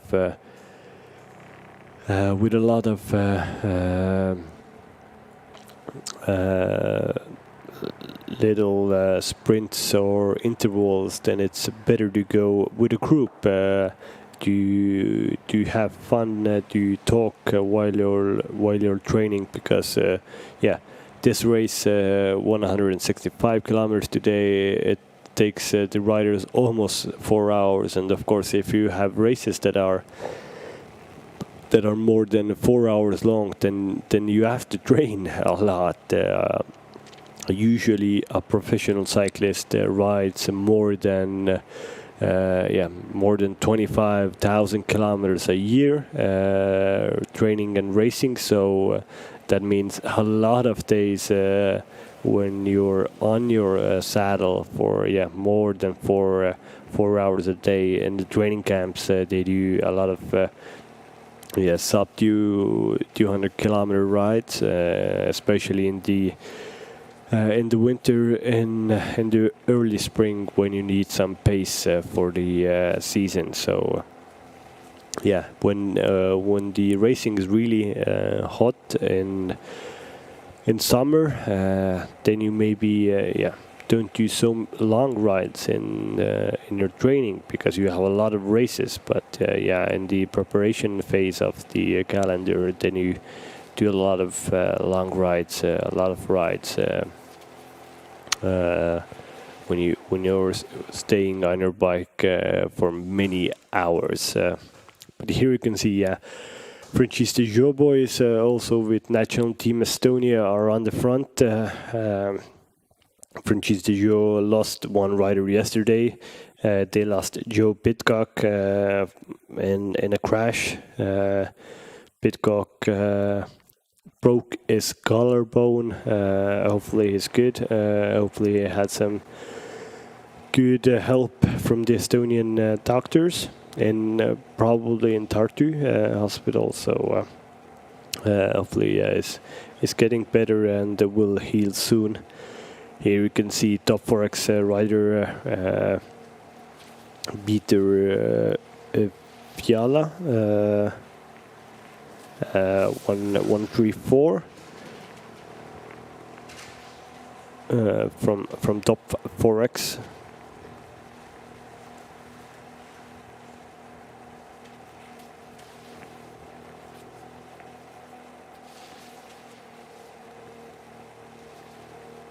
He's a 25-year-old rider from top Forex. He's spent from 2014 his whole career in Czech continental teams. He's of course a Czech rider himself. Nothing special. He hasn't a pro win yet, but definitely he will have a pro win at some point. And he's had a few okay rides in the last years, but definitely he is reaching for something even more better, and what might be better than maybe winning Baltic Chain Tour Stage 3 this year. So this is a big tour in terms of Baltic countries. It is co-funded by European Regional Development Fund and Enterprise Estonia, also Solar Wheel, also Skoda Lagri. So a big tour that is being broadcasted here full on from stage 1. Whole of the racing has been broadcasted to you spectators, that you can see this action as best as possible, and this isn't very usual for small races that they will have free broadcast, free coverage of the races, and it's a nice thing that these organizers know that if you don't broadcast a race, then it's very hard to bring in new sponsors. It's hard to bring new teams. You have to show people why is cycling so cool, why is cycling worth investing in, and this just shows why it is cool. And you can see Lawrence Petit, yellow jersey wearer, is showing his little yellow jersey for a little bit, and now he put it back under his rain jacket. But yeah, it's 43 seconds between the breakaway group and the peloton. 55.7 kilometers to go. There should be a intermediate sprint in 1.5 kilometers on Riga Street in Riena city. There you're going to have again 3, 2 and 1 bonus seconds up for grabs. Here we can see the breakaway just went through 1 kilometer to go to the intermediate sprint. The first intermediate sprint of today was won by Karl Patrick Lauk in front of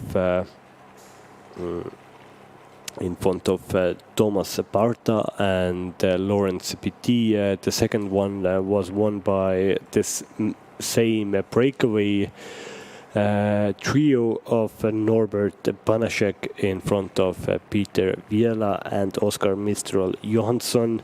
1:42 from Uno X. So Norbert Banaszek took 3 seconds in the last intermediate sprint. That put him in the virtual standings to 7th place. We'll see if he will get 3 seconds from this intermediate sprint. Then that means he would be actually in the virtual standings. He will go in front of his teammate Mikkel Reim to 4th place on the same time as Antti Jussi Jonathan Juntunen, the young Finn from Ampler Team Development Team. We'll see. Norbert Banaszek is the rider who will benefit most of getting 3 bonus seconds in this intermediate sprint, because the other 2 riders are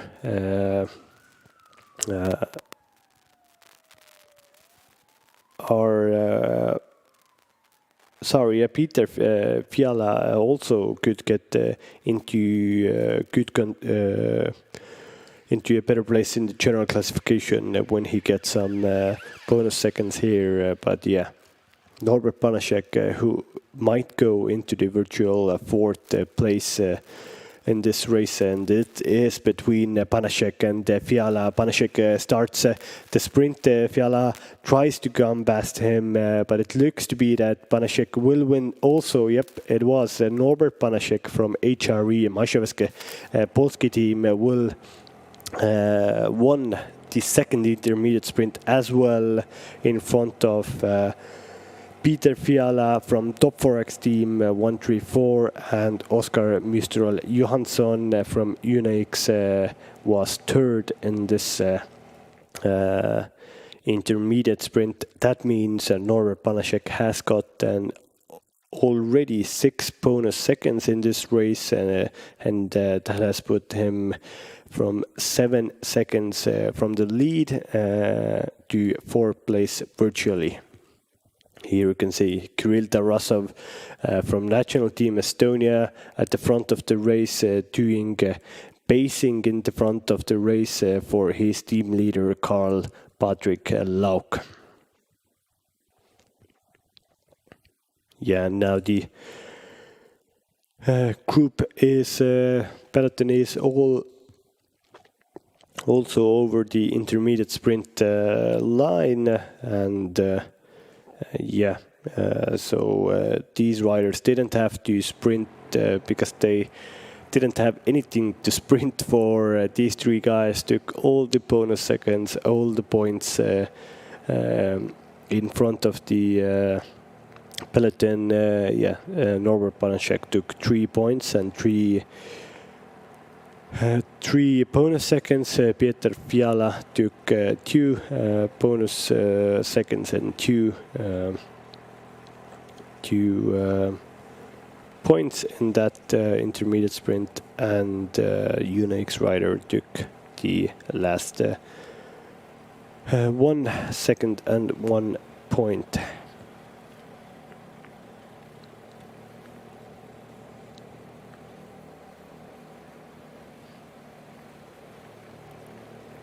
But this means that Norbert Banaszek has gotten 6 points in the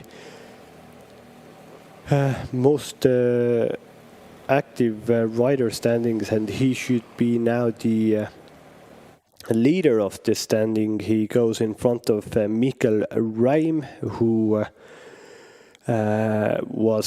is holding the the green jersey at the moment. That is for the most active rider, and the most active rider is the rider who has gotten most podium places in intermediate sprints, and Norbert Banaszek has now gone into the lead in that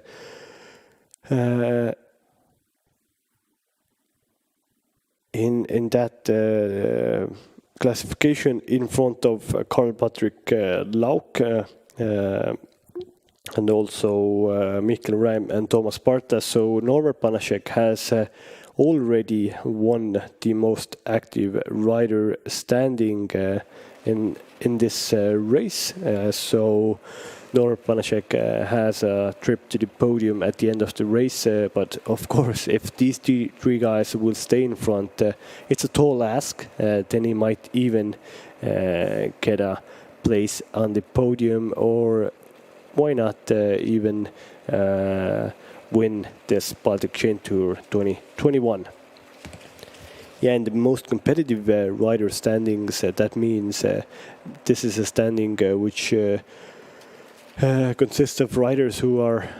There's a problem for Norbert Banaszek here. As I just told you, that he has went into the lead of the most active rider. Now he has some kind of a problem. He stopped at the side of the road, 50.9 kilometers to go. Let's see what has happened to him. Did he have a puncture? I couldn't see if it was a puncture, but this peloton should be really soon coming up to Norbert Banaszek, who stopped on the side of the road. This is something happened to him. I don't think it was just a natural break, maybe some tactical stuff that HRE Maszewski are doing, or he still had maybe a puncture there. Oh, though that Maszewski, sorry, Francesco Gioboy didn't get beat on from his team Soigneur, but here you have Peter Fiala from Top Forex, and Norbert Banaszek is back, dropped into the peloton. It seems like he might have just had a puncture, so this makes the race even more interesting, because I think Norbert Banaszek was the strongest rider in front of the race, so that trio has lost the main engine in front of the breakaway, and this means it makes so much harder to stay in front for Peter Fiala and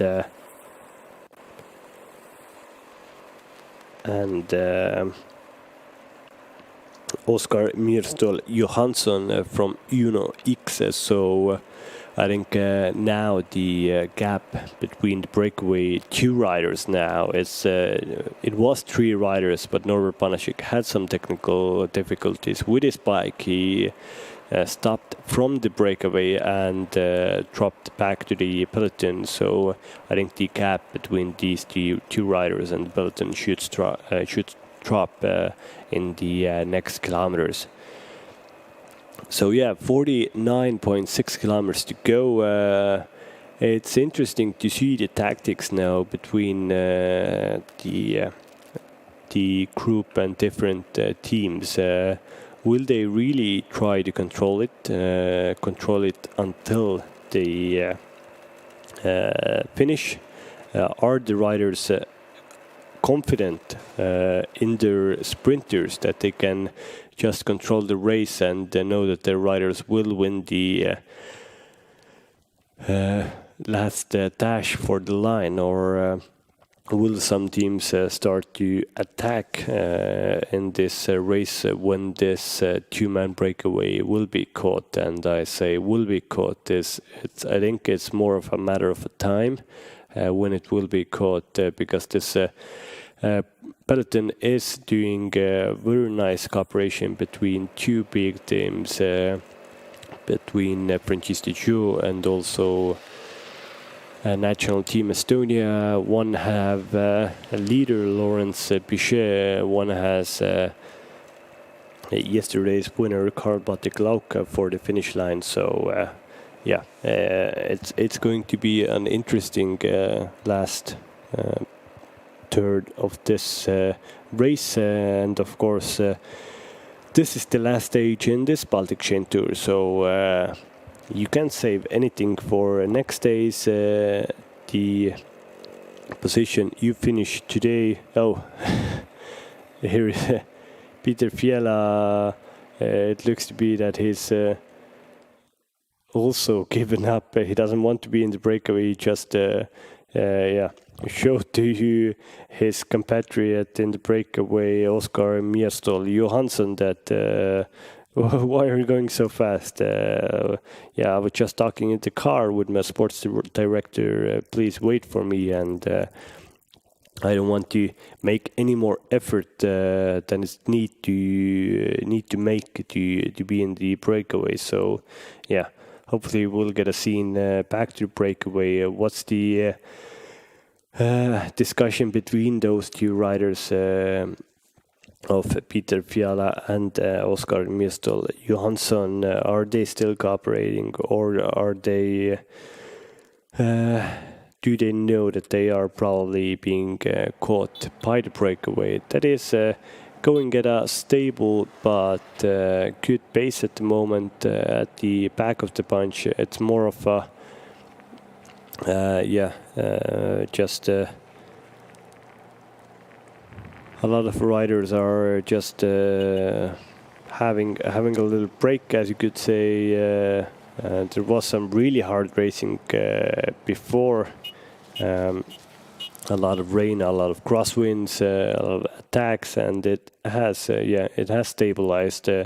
Two teams is pacing at the front, so at the back of the bunch it's pretty easy just being inside the bunch, and that means you can save your energy, and it's these riders are going more than 45 kilometers per hour, but if you're inside the bunch at the back, then it's pretty easy actually in that group. You don't have to use as much energy as guys in front of the race. So it's definitely easier. Here's number 66 from Team Peloton with a really nice shiny bike, high visibility bike for that Team Peloton rider. They have really black kit, so you have to have some kind of a shiny bike that you will be noticed in the race. But the difference between the breakaway and the peloton is still 57 seconds. It has stayed like this for the last few kilometers, and it's, as you could see, now we have again pictures to the breakaway group, and it was 3 guys, now it's only 1 guy. Oscar Mierstol Johansson. Peter Fiala was not happy about the pace that Johansson was putting into the breakaway. He had a nice little wave to Johansson, and is dropping back to the peloton, and now we have only one rider in front of the race. It is Oskar Myrstöl Johansson from Uno X. This is really interesting, and still the difference between peloton and the lone breakaway rider now is more than 1 minute. 1 minute advantage for Oskar Myrstöl Johansson. That means that Oskar is doing a good ride in front. Oskar is also, as a lot of guys in this race, a really young rider, 19 years old, born in 2002. It's his first year in the continental ranks. Before that, he was a junior rider. Here were some jokes between national team Estonia riders and the Franchise Gio boys. It was Peter Tarvis from Estonia. But yeah, Oskar Myrstöl Johansson was a very good junior rider. He was third in a French stage race, Trophée Saint-Morhiban. He was also third in the national championship in the time trial for junior classification, 12th in the European junior time trial,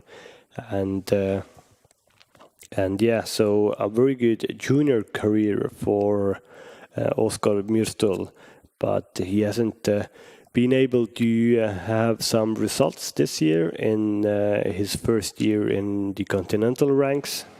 He has had to he hasn't been able to finish a lot of races that he has done this year, but this Baltic Chain Tour is a good opportunity for him to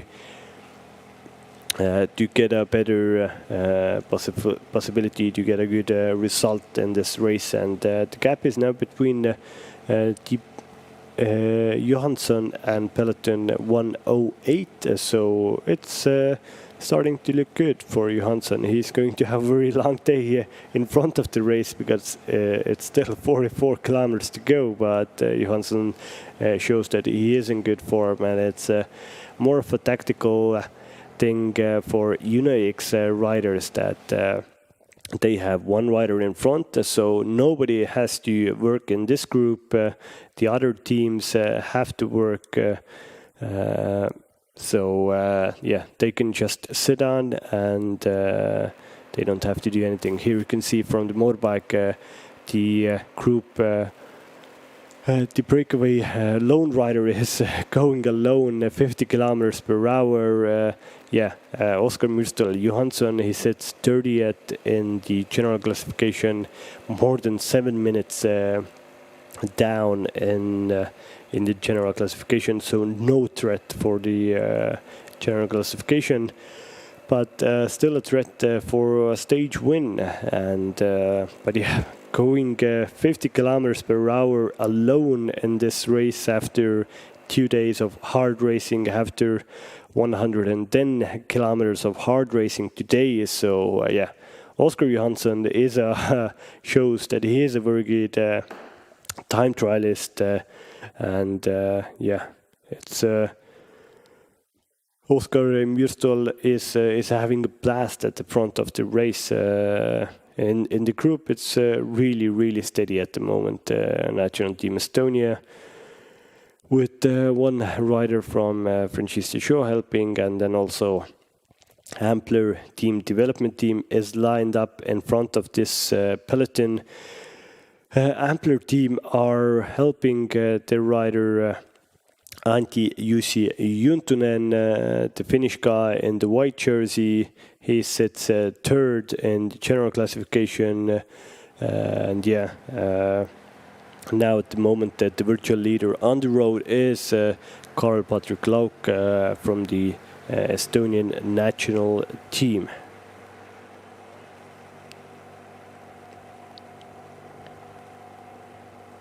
Here at the back of the group, you can see that some riders are going for a natural break at the moment. A lot of riders are reaching to their back pockets to just get some food in? Do you have some drinks in before the latter part of the race, where the pace will go up?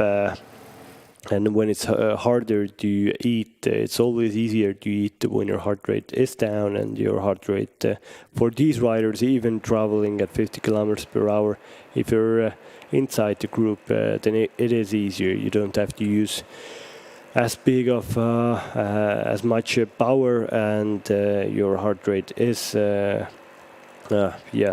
probably below 140 at the back of the bunch, so it's very easy to eat your food there, and you have to eat your food because it has been a very rainy day today, and it was cold at the start of the race. When you get rain, when you get your whole of your kit really wet, then it's then it is going to get a bit cold, and when you get cold, you need more food. So here you can see the difference between speeds of Johansson and main group. Johansson traveling 46.8 kilometers per hour. The main group traveling at 44 kilometers per hour, led by national team Estonia, Peeter Tarvis, Kirill Tarasov, Gert Jär, Norman Vahtra, Karl-Patrik Lauk, and also Josten Weidem. It's a nice group of riders for this Estonian team, and they might just win it today. They have the virtual leader, Karl-Patrik Lauk. Norman Vahtra was the designated leader before the race. They tried to bring him to the line in the first stage. That didn't work out. Also in the second stage, Norman had some technical difficulties in the first gravel section. He unfortunately dropped from the breakaway group. He was very strong before that. He took a lot of attacks in, but cycling is a technical sport. If you have problems with your bike, with your tires, you can't do anything about it. And that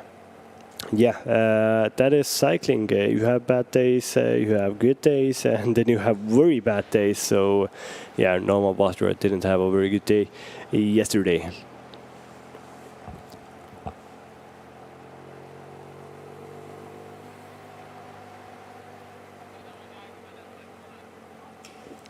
Here at the back, it's Mikkel Reim talking with his teammates. His HRE Maciej Polski teammates talking tactics. How is Mikkel feeling? If Mikkel is feeling good, he came here to win a stage and be as up in the general classification as possible. So Mikkel has to win today's stage, and this Lawrence Petit from Frenchies de Jeux and Karl-Patrik Lauk can be on the podium, and that would mean that Mikkel would win also the general classification.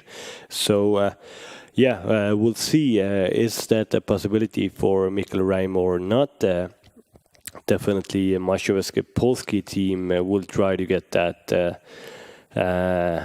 ride, do a perfect ride for Mikkel Reim. Yesterday it didn't pan out for them. They started their lead out, and Mikkel started his sprint too early. If the finish line would have been 50 meters closer, then Mikkel would have won yesterday, but it wasn't. So Mikkel was sixth, and Karl-Patrik Lauk won ahead of Lawrence Petit, Evaldas Siskevicius, Zacharias Koller, Loland, and Antti Jussi Josep Juntunen. In the top 10, there was also in 7th place Robin Juel Skivild, Thomas Parta from Top Forex in 8th place, Siim Kiskonen from Equip Saint Etienne Pro Cycling in 9th place, and Hugo Page from French team, also from Frenchies de Jeux, of course. So 32 men came into the line yesterday. It was a proper race of a lot of 32 guys doing riding in a breakaway for more than 100 kilometers, attacking each other for more than 100 kilometers. So, deserved winner Karl-Patrik Lauk at the end of the stage in Valga Modus Center yesterday. It was a very nice finish on top of a little hill, 1 kilometer hill, so it made it more interesting and more tactically problematic for riders, because you had to wait your time. If you started your sprint too early, you will be there will be riders that will come past you. If you are not Julian Alaphilippe or Mathieu Van der Poel, then riders will be coming past you. So, and that happened with Mikkel Reim yesterday. He started the sprint a bit too early, and 5 guys came past him. But now it's also Ampler team development team are on the front, helping to pace this group to the line. The difference between the peloton and the lone leader is 1 minute and 42 seconds. This is the lone breakaway rider Oscar Johansson from Uno X development team. He has an advantage of 1 minute and 41 seconds in front of the peloton. He is no big danger in the general classification. He's more than 7 minutes down. So it's a perfect situation for the sprinters teams, for Francis Deschaux, also for national team Estonia. Yeah. It's always better if you have a very good sprinter, do not try to control attacks. If you have a controlled attack, as you can see from Oscar Johansson, a lone rider who is not dangerous in the GC and who is not dangerous in terms on the road also. When you have one rider after front, then it's usually pretty easy to bring him back if you up the pace in the main group. So yeah, at the moment you could see that they are riding pretty much the same pace. I don't think that they will let the difference between the breakaway and the peloton go over 2 minutes. They will just control it, and when we will get nearer to Tartu, nearer to Valga, where the finish is today, then they will just a lot more teams with lead out possibilities will come to the front, and they will drive the pace up, and that will bring the difference between the breakaway and the main peloton back down again. It was all smiles at the back of the peloton for Josep Sankman and also Siim Kiskonen from Saint-Étienne Loire cycling team. Yeah, it's more of a group ride at the moment. As you can see, a lot of riders in just riding in twos or threes, in 2-3 lines. So chatting, eating, having nice, just like a nice little ride. I think a lot of us spectators could even be in the peloton at the moment at this moment, because the pace isn't very hard, and everybody is keeping their powder dry before the last very hot finish tempo-wise before Valga. So nobody wants to show their strength before the last 5 kilometers or so. Yeah, some discussions between Kirill Tarasov from Estonia national team. He is wearing that Kaba. Kaba is like a neoprene jacket. So yeah, here you can see a Swedish team. We're having a good time at the back of the bunch. They missed the cut yesterday, but it looks to be that they are all smiles here, showing thumbs up to the camera, hugging each other. It looks to be something like you see on the last stage of the Tour de France, to Champs-Élysées, it's the only thing that is missing is champagnes and also sunshine. Yeah, it usually doesn't rain there, so but it usually rains here. So yeah, a little downtime for these riders at the moment. They're just strolling, trying to get as fresh to the finish line as possible.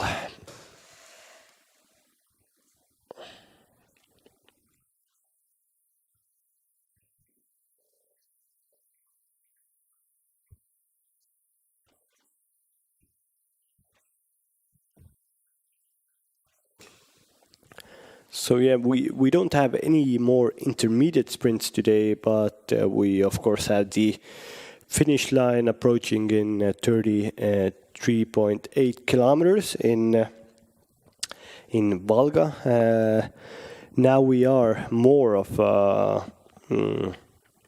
we have put our bikes towards Valga, and we are approaching it fast at the moment. There might be some technical difficulties with the coverage of these riders, because this is a rural area of Latvia, and it's we're going to be near the border in the next 25 kilometers. So that always means there's a bit not as good as a signal for TV towers as you might like, and there are only a few little TV towers, cell phone towers near these roads. So there might be some hiccups in the video, but at the moment it is very good coverage of this Baltic Chain Tour 2021. And as I told that, there are some pixels of Oscar Johansson, the lone breakaway rider, with a more than a 2-minute advantage at the moment. It might even look to be an upset from that UNOX rider in this stage 3 of Baltic Chain Tour. But here is still Peter Tarvis from Estonian team on the front of the race, holding the pace.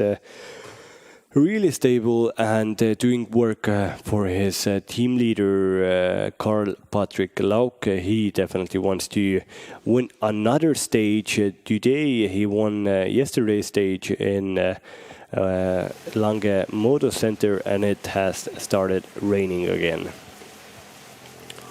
Yeah, the sunshine came out, and at some point of the race, a lot of riders then took off their rain jackets, and now it's time to bring out your rain jackets again. Here you can see France defense team rider who is in a little bit colder situation. He doesn't like this rainy, cold weather. He does some yoga exercises at the back of the bunch to get some blood back to his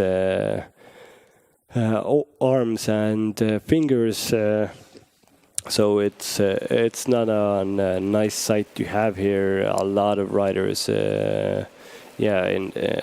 having difficulties with cold, and every rider is very wet because it has been almost raining non-stop in this stage 3 of Baltic Chain Tour 2021.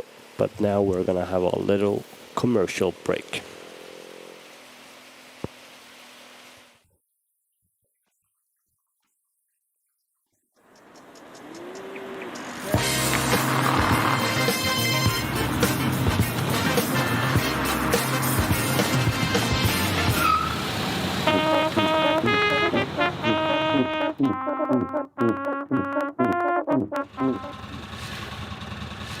Oh.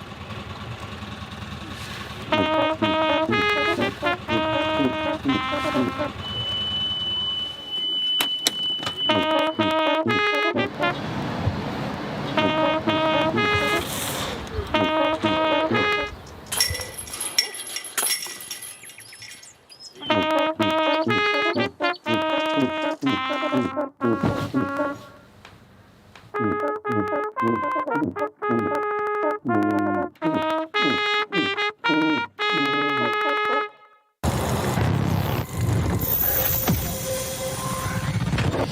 Skoda Enyaq ID, the first fully electric Tour de France leading car.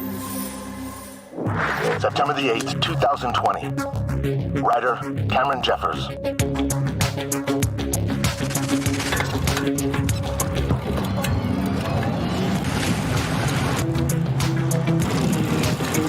Hi, I'm Cameron Jeffers, and today we're taking on one of the most grueling climbs in the history of the Tour de France, the Col de Galibier.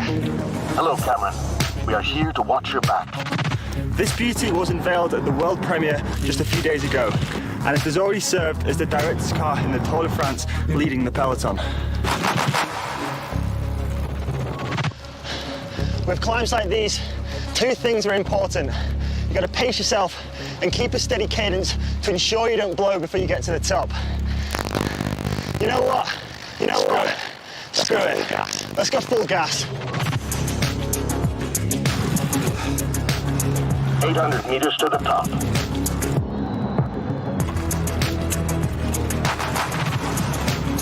.400 meters to the top.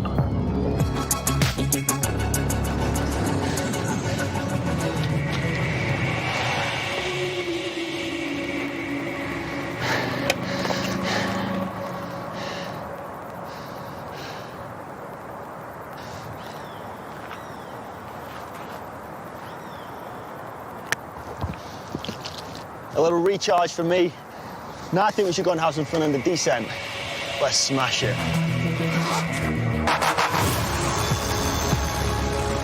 Descent speed, 60 kilometers per hour.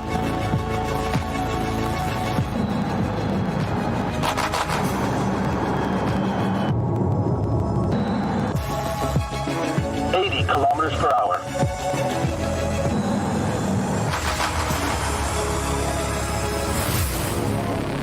Good job, Cameron. Hey, thanks for the ride.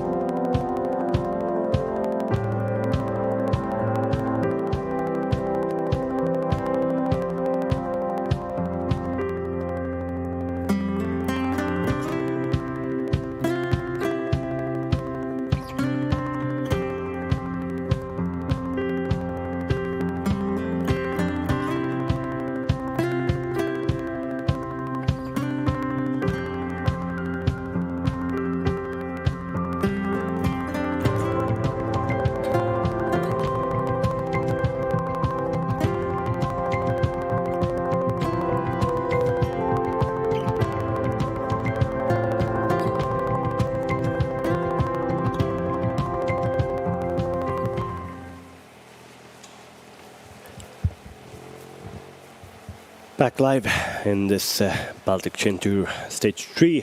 In that commercial you saw a nice advert for Estonia, a nice advert for saunas, a place to warm up. I think a lot of these riders need some warming up after the race. I know that the Estonians and the Finns are definitely the biggest sauna users in the world, and hopefully all the Estonians and the Finns will get a chance to go to the sauna after this race to get some warmth under the skin again. But the situation in the race is that there's still a one-man lone breakaway, Oscar Johansson from Uno X development team, lone off the front with an advantage of 2 minutes 31 seconds in front of this. Now a bit more quickly moving peloton led by Francis de Joo, also helping National Team Estonia and Ampler Team Development Team. The race today has been maybe a bit more calmer than the days before. The first intermediate sprint was won by Karl-Patrik Lauke. With that win, he is now the virtual leader in front of Lawrence Petit with 1 second from Karl-Patrik Lauke, rider for National Team Estonia, Lawrence Petit, rider from Franchise de Joux, Continental Team. Here is the lone leader at the moment. Oskar Myrstul Johansson sits 30th in the general classification, more than 7 minutes down, so not a chance to go well in the general classification, but still a chance to maybe steal away the stage win from everybody in this race, but it's a big ask to have. You can see the rain is pouring down. This is not nice. This is tremendously bad weather that these riders are having here in at the end of August in the Latvian territory, and this is really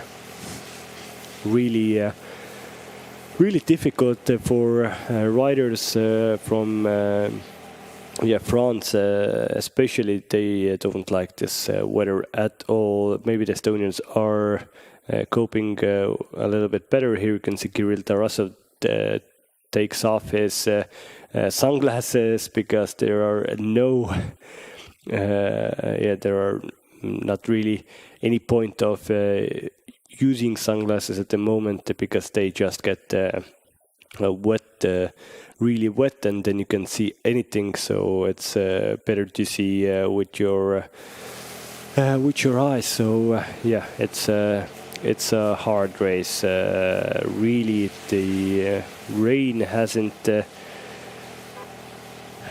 slowed down, and it hasn't made the life for these cyclists any easier today. But the difference between the front rider and the peloton is now 2 minutes and 31 seconds, 25.5 kilometers to go.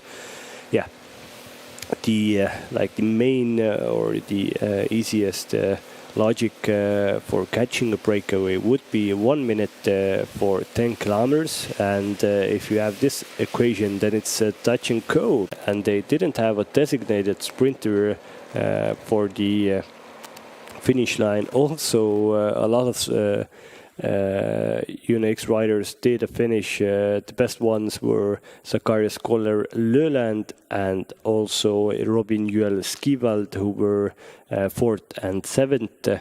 So UNX really need something from this race. UNX, this is the UNX development team. They also have a pro continental team, which consists of a lot of very good riders. It's a good opportunity for Danish and Norwegian riders, mainly Norwegian, because UNX is a Norwegian club, to have an opportunity to go up to the next level in cycling. And it's this is cruel. This is cruel for these riders. The rain doesn't stop. It doesn't look like it's going to stop, and it's just pouring down. And you can see from the faces of the riders that, it's nothing something. It's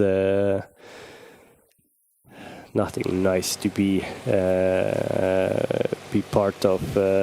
In this race, having this rain, and as you can see, we are approaching. We're coming back to Estonia, to the border city Valga, and if you look in front of you, you can see that clouds only just get darker and darker. At these times, I don't miss being a cyclist myself, but watching maybe some nice scenes in the big tours, in the Italian races, in the French races, then you're going to get really jealous, because some very nice scenes on top of big mountains. The commercial for Skoda has where a rider goes up and down Col du Calimbier, something. Some of the most beautiful places in the world are in the French Alps and also in the Italian Dolomites. So you feel a lot jealous at those points. But at these moments, I'm really enjoying myself commentating this race in a very warm inside room in near Tallinn. So everything looks to be really good for. From our side, our spectator side at the moment. Hopefully you have your little warm cup of coffee or tea in front of you and just cheering on your favorite riders in this race. And I hope that all the Norwegian cycling fans are gathering do the screens of their computers or TVs, that because Oscar Johansson is doing a properly good ride. He's been on the front alone for the last 20 kilometers already. They started off as a three-man breakaway. There was one Polish guy, Norbert Banaszek, also in the breakaway, and one rider from Top Forex, Peter Fiel. Banaszek had some technical difficulties. He fell back to the peloton, and then Peter Fiel just saw that Oscar Johansson was too strong. He did too fast pace in the front of the race, and he literally waved Oscar Johansson a goodbye. And now this man is going for glory in stage 3 of this Baltic Chain Tour 2021. Difference between him and the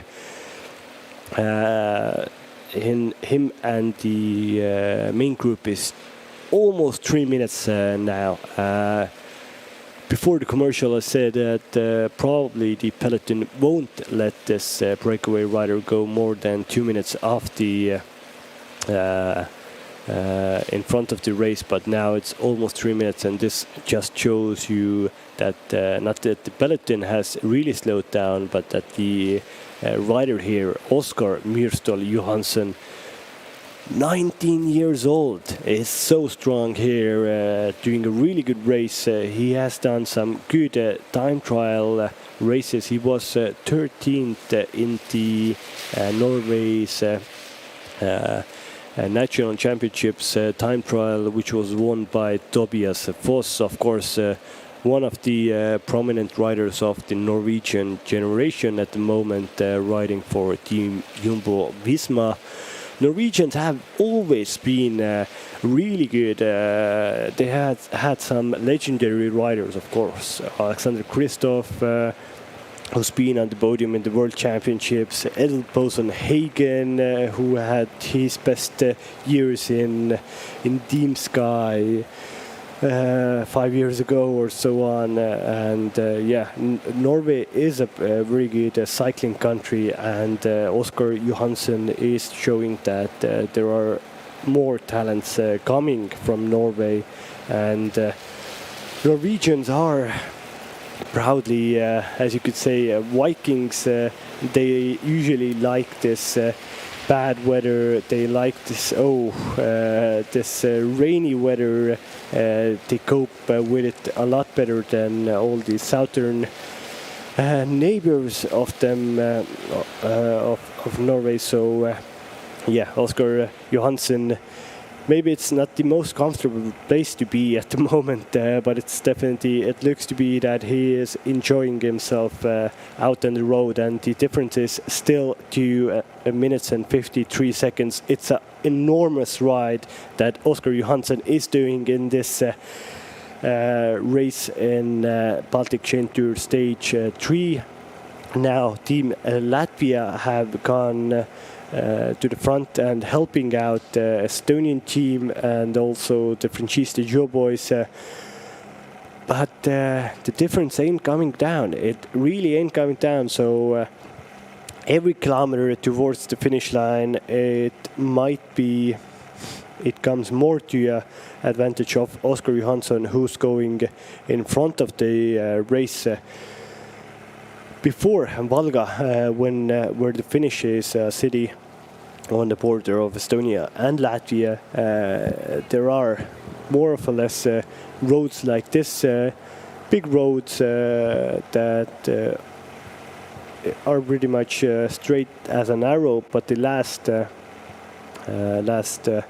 3 kilometers, last four 3 kilometers, then it's a lot of turns, roundabout before the finish. So that should suit a lone rider like Oscar Johansson at the moment. So Oscar is moving towards his first really big win in his career, and if he does it in the manner as he is doing it at the moment, as a lone breakaway rider for already 20 kilometers in the front, 18.5 kilometers to go, then you know that it's definitely not going to be his last win of his career.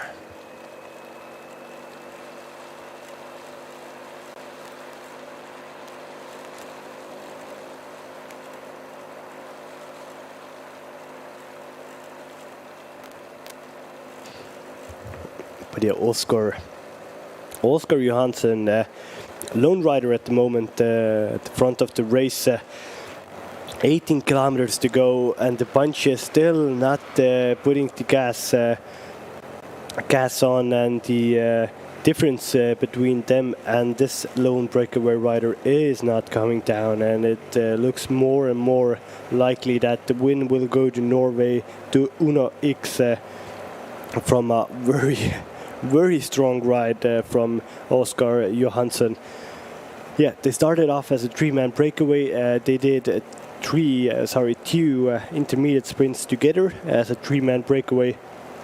Both of those sprints, Oscar Johansson was third, so last in the breakaway group. He didn't contest them, the intermediate sprints, because he knew that he didn't need those bonus seconds for the general classification. He was before today 7 minutes down in the general classification and had no chance of talking about the podium at the end of today's race. So he just focused on keeping his powder dry until he can attack alone and try to go long before the finish line, and this is exactly what he has done. Now he's alone off the front, 16.7 kilometers to go, and the difference between him and the peloton is 2 minutes and 47 seconds.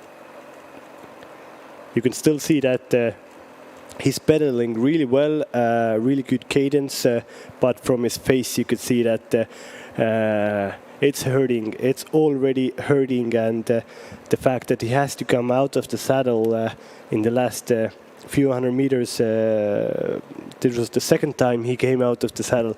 This just shows you that he's hurting, because if you are not hurting, if you're still in a very good, comfortable area racing your bike, then yeah, you don't have to move so much on your bike. You can be more fluid, but from his body language, you could see that he is hurting. This little drag is very hard for Oscar Johansson, and this just shows that it might go down to the wire. He looks to be struggling in front of the race, 34 kilometers, 35 kilometers an hour. This is not a very high pace to go at. You could see this main group led by Ampler team development team is definitely going a lot faster. You have a rider on the front there on the very aerodynamical position, really hammering it. So I think the difference between the breakaway and the main group should come down really rapidly in the next few kilometers.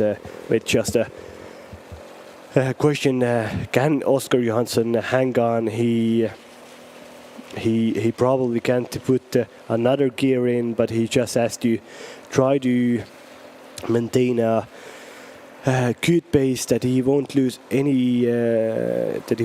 lot of time in these little ascents, and just keep his pace, a stable pace, and hope that the peloton doesn't find the fifth or sixth gear to come back to him. You just saw that he took already one last gel also to get some more glycogen, some more sugar into his body to be able to ride a fast pace. And here you can see Johansson still going 46.1 kilometers an hour, main group going at 52.7 kilometers per hour. But Johansson going at a pace like this might be that Johansson could hang on. Here you can see it from the motorbike. They say the difference to Johansson and the difference between him and the peloton. They say it's 2 minutes and 33 seconds.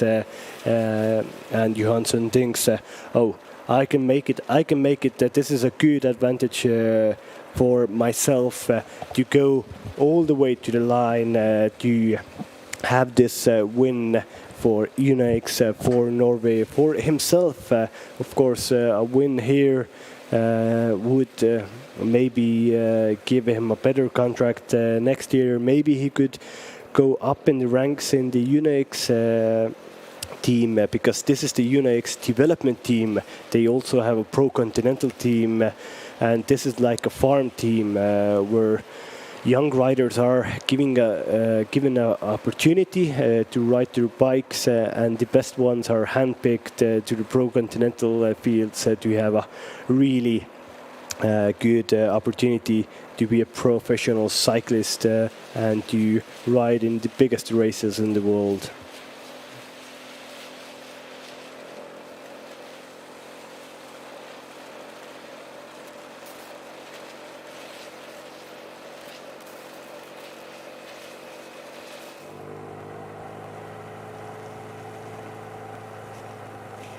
Now it's also Majovske HRE Baltic team.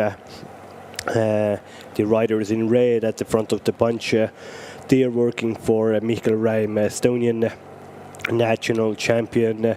He rides in the green jersey at the today's race, because he is at the moment wearing the most active riders jersey. Also the most competitive jersey is held by Baltic Valka. He's on the right here. He has a little gel in his mouth at the moment. He rides in the red jersey. Also there's a Ampler team development rider Antti Juntunen in the white jersey, and Lawrence Petit from Franchise de Joux development team is in the yellow leaders jersey, but his yellow leader jersey was covered by a blue rain jacket from Franchise de Joux before. Hopefully he has taken it off, because then for us, for the spectators, it is more easier to point him out, see where the leader is. But of course, for the other riders, you would like to be incognito. You don't want to be seen. You don't want to be marked. You don't want to be a marked rider, because then it's so much harder to get away and also get a good position before the finish.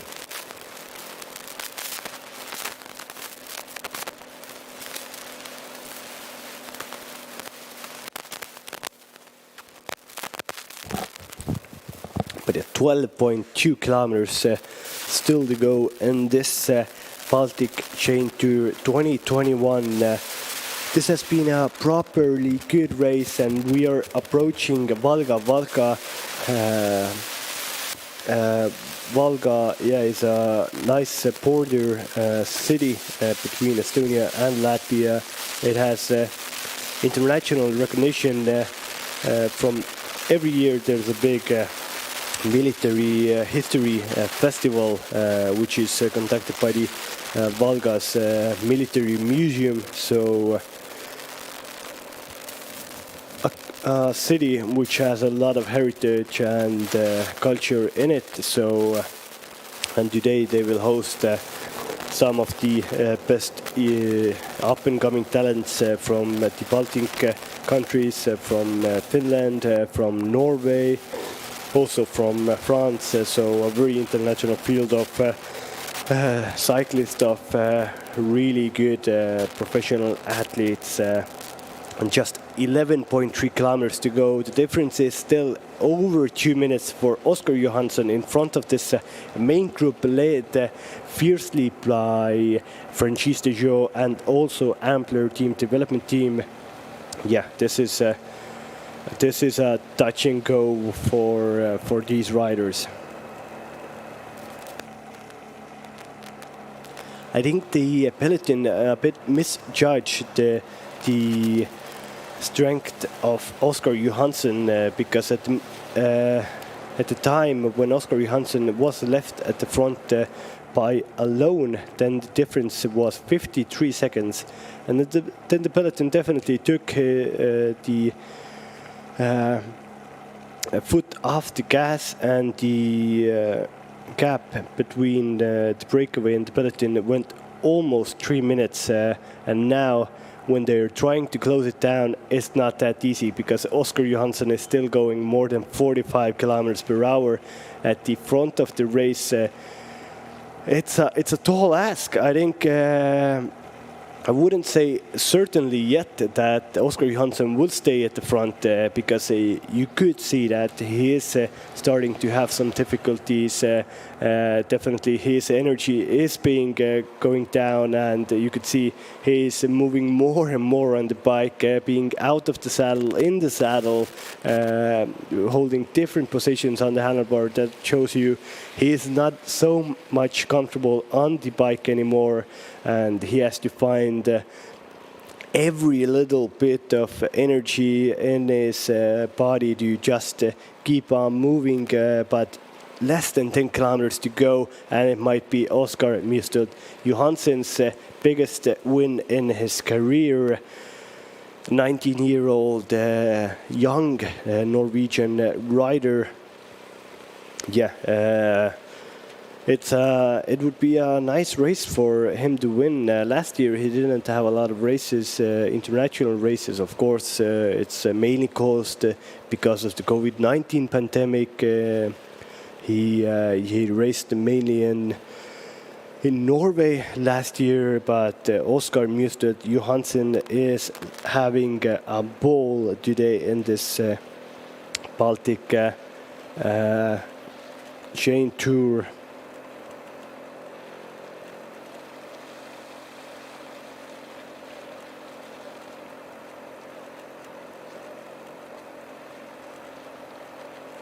Yeah, Oscar Johansson is a proper athlete. He does a lot of skiing in the winters. Also, he rides a track in Norway. So he's a very versatile rider, and that just shows you why he is so strong. And it's 9 kilometers to go, and the difference is still 2 minutes and 13 seconds. The team car comes up to Oscar Johansson. They're shouting to Oscar, "You can do it.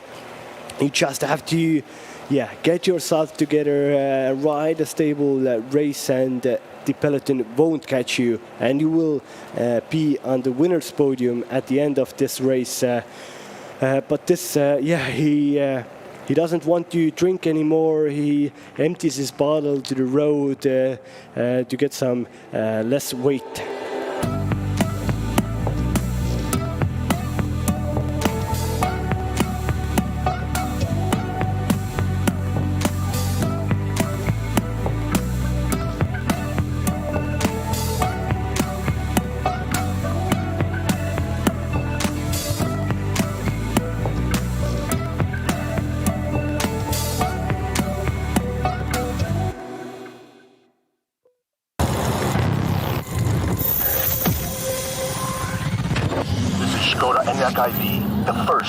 electric Tour de France leading car.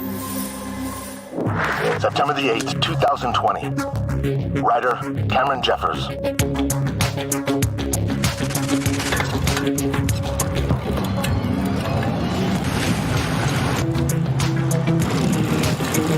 Hi, I'm Cameron Jeffers, and today we're taking on one of the most grueling climbs in the history of the Tour de France, the Col de Galibier. Hello, Cameron. We are here to watch your back. This beauty was unveiled at the world premiere just a few days ago, and it has already served as the director's car in the Tour de France, leading the peloton. With climbs like these, two things are important. You've got to pace yourself and keep a steady cadence to ensure you don't blow before you get to the top. You know what? Screw it. Let's go full gas. 800 meters to the top.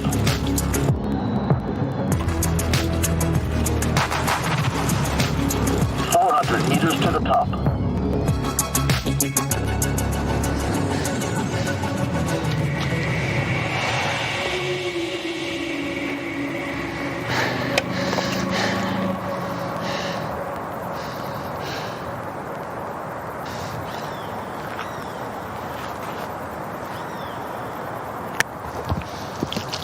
A little recharge for me. Now I think we should go and have some fun in the descent. Let's smash it.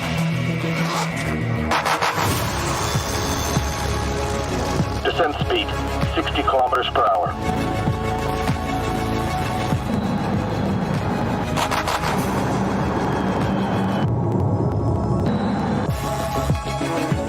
Kilometers per hour.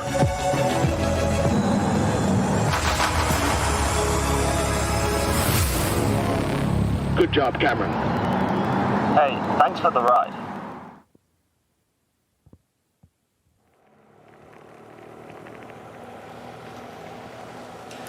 Back here live in at the last stage of Baltic Chain Tour 2021, and it's now the peloton has found some more pace from Franciszek and Saint-Etienne.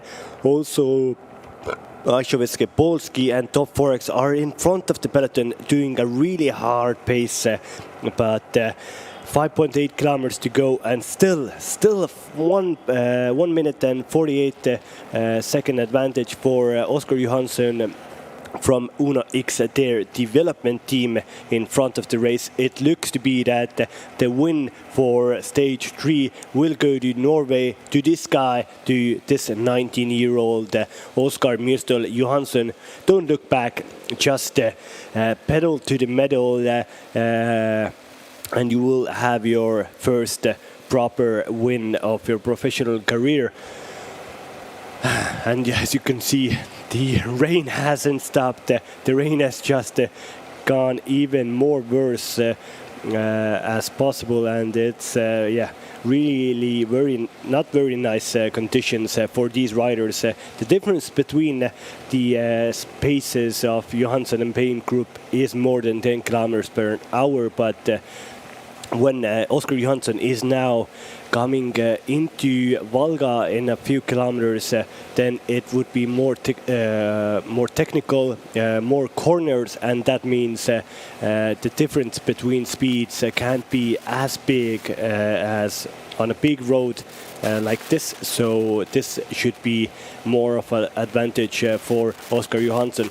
Oscar Johansson is not a threat in the general classification, so it doesn't depend for him if he wins by a minute or by a few centimeters. He only needs a stage win at the moment. He can't have something better. But at the back of the race in the peloton at the moment, there is still a general classification win up for grabs. The virtual leader on the road is Karl-Patrick Lauke. Today's stage in the yellow jersey was Lawrence Petit. He started the stage 1 second ahead of Karl-Patrick Lauke, but the first intermediate sprint was won by Lauke, who got 3 bonus seconds. Petit was third there, so 1 bonus second for him, and because of that, now Lauke is in the lead for individual standings by 1 second. But if Laurens Petit finishes second in today's stage, wins this bunch sprint, then he will go into the lead again in front of Karl-Patrik Lauk. So, or even if he finishes third and Karl-Patrik Lauk doesn't finish second, then he has a chance of winning today's Baltic Chain Tour 2021. For all the other riders, it isn't a possibility to win today's Baltic Chain Tour if they don't attack before the finishing line. Maybe Antti-Jussi Juntunen could do it, attack in the last 2 kilometers and get a little gap between him and the peloton. Then he could win the race by a hole, but now it's more of a two-man game for the general classification. Laurens Petit from Franchise de Joux Equipe Continental team and national team Estonian rider Karl-Patrik Lauk, whose home team is Nicolas Roux Pro Immo amateur team in France. But this is Oskar Johansson on the screen at the moment. He has reached already Valga city, the same city that these guys started 160 kilometers ago. It rained, then it has rained pretty much non-stop. So a very hard race today. A very deserved winner will come from Norway. Oskar Mjøstel Johansson, Uno X, their development team rider, a young Norwegian, is having his first win this year. 2.5 kilometers to go. The difference still more than 1 minute. Now it's you can be certain if something bad doesn't happen to Oskar Johansson, then the win will go to him. For the peloton, there is still the general classification up for grabs, and as you can see, the rain is so hard, it makes the race very dangerous. There could be crashes at the end. Just Oskar Johansson has to take this corner very slow, very slow. Please stay upright. You really deserve this win. You have been on the front alone for almost 40 kilometers, so don't do anything silly and just try to get yourself in one piece to the finishing line to celebrate your win in this stage 3. But hopefully we'll see the now you can also see that Oskar Johansson is already gone through the Flamme Rouge. 1 kilometer to go in this year's Baltic Chain Tour. Winner of stage 3 will come from Norway. The first stage winner came from Sweden, Linus Eriksson. Second stage was won by Karl-Patrik Lauk, and the third stage will go to Oskar Johansson from Norway, from Unix, their development team. Hopefully we will soon see also the peloton. The peloton will definitely have a lot of say on this last finish, and we're going to have a proper fight for the line for second and third place in the stage, and also for the bonus seconds. The bonus seconds could decide who will be the general classification winner of this Baltic Chain Tour 2021. 142 number for Unix. He can't believe it. He shakes his head in the manner that he's going to win today's race is really special. It's always more special to win a race when you are alone off the front, and now you can see the peloton has been under the Flamme Rouge also, so they are in the last kilometer. Oskar Johansson is in the only 200 meters to go to the line. He can think what kind of a celebration he will do if he wins this race in 200 meters. A very dangerous right-hand corner. Hopefully Oskar Johansson comes through here nicely. He does it very nicely. Yeah, hands in the air, really happy, really deserved winner for Oskar Johansson from UNOX, their development team. They have raced a very exciting race this year's Baltic Chain Tour, and a deserved winner for Oskar Johansson in this stage. Soon we should see the peloton come from this right-hand corner. Also, I think we don't have any more cameras before the corner. Hopefully everybody stays right, because if they come with really hard pace into the last corner, then it's going to be very... it's Norman Wachter coming into the race in... No, it's Laurent Pichet. Laurent Pichet is second place in the stage, and this means he also gets 6 bonus seconds, and he wins this year's Baltic Chain Tour. He didn't win the stage, but he still put his hands up in the air. This means that he knew that these bonus seconds he got on the line were enough to get a win in this Baltic Chain Tour 2021. That means Karl-Patrik Lauk, who won yesterday's stage, who was very active at the start of today's stage, won the first intermediate sprint, unfortunately didn't have the legs at the end of this race, and Laurent Pichet from Franchise Deschaux Equipe Continental.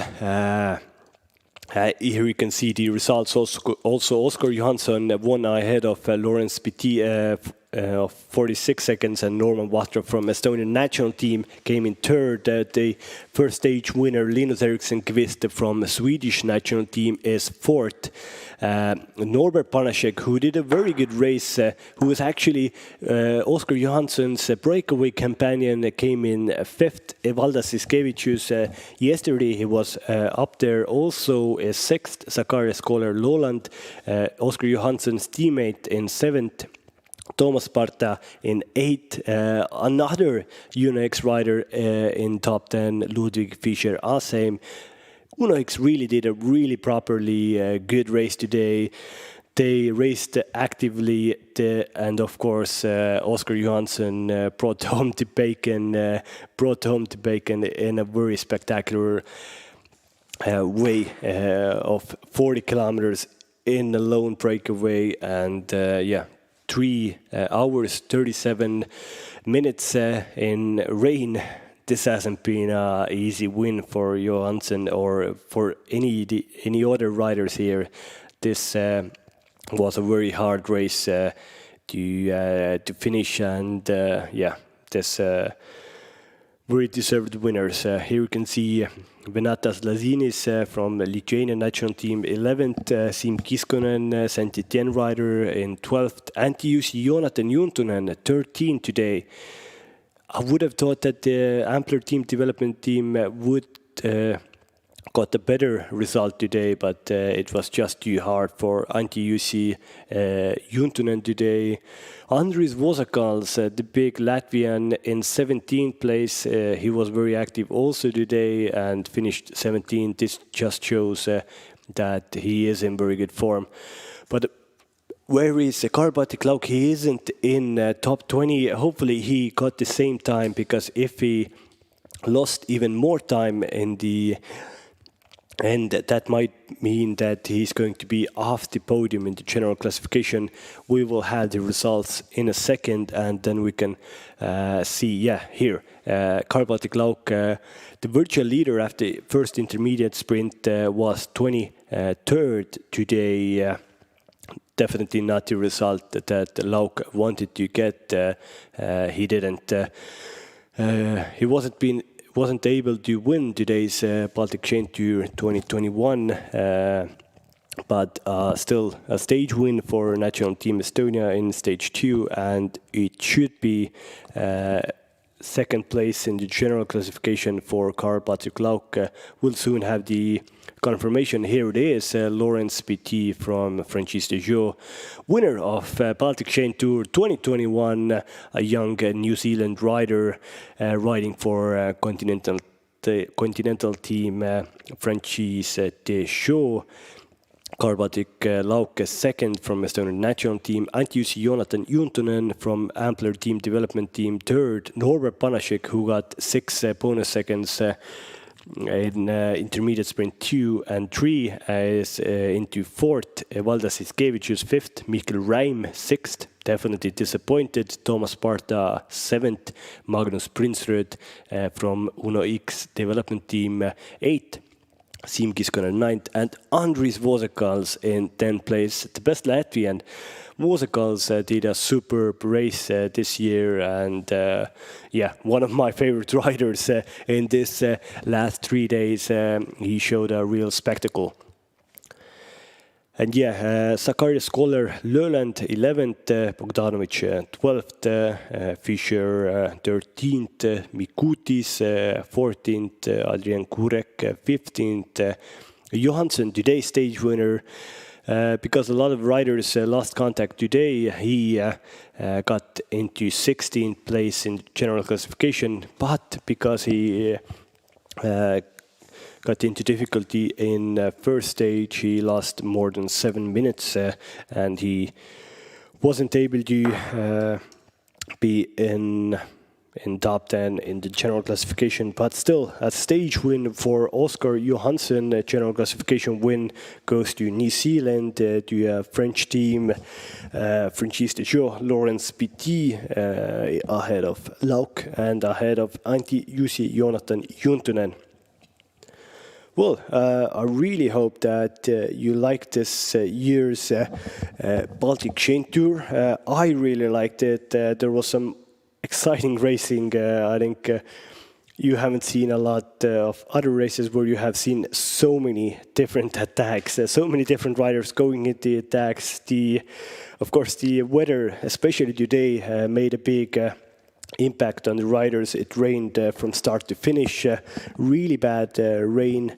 Yesterday we had some gravel sections. First stage finished in a very nice place near the Estonian velodrome near Tallinn, Pirita. Lukas Eriksson was the winner there. Yesterday, Baltic Lauk won the race, and Laurence Petit, he was second in all of the stages. Second in stage 1, second in stage 2, second in stage 3. And this meant with this consistency, he got to be the winner of this general classification. A very nice race from Franchise Joe boys. Laurence Petit definitely has a big future in front of him. A young rider from New Zealand. A very deserved winner in today's Baltic Chain Tour. Now we should have a little recap.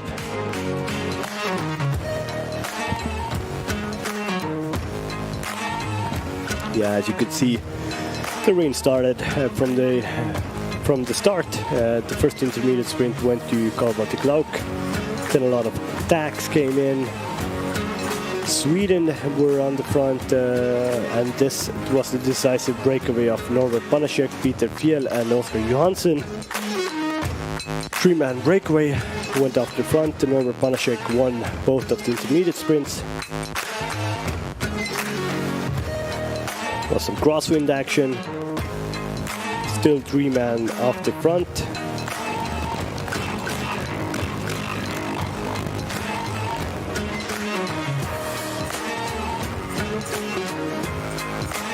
Yeah, this is the third intermediate sprint won by Norbert Panasek in front of Peter Fjell and Oscar Johansson. Now Panasek had some technical problems, and then Peter Fjell had some difficulties. Also, Oscar Johansson went alone. He was alone off the front with 40 kilometers to go. He was showed that he is one of the best up-and-coming TT talents, more than 50 kilometers per hour.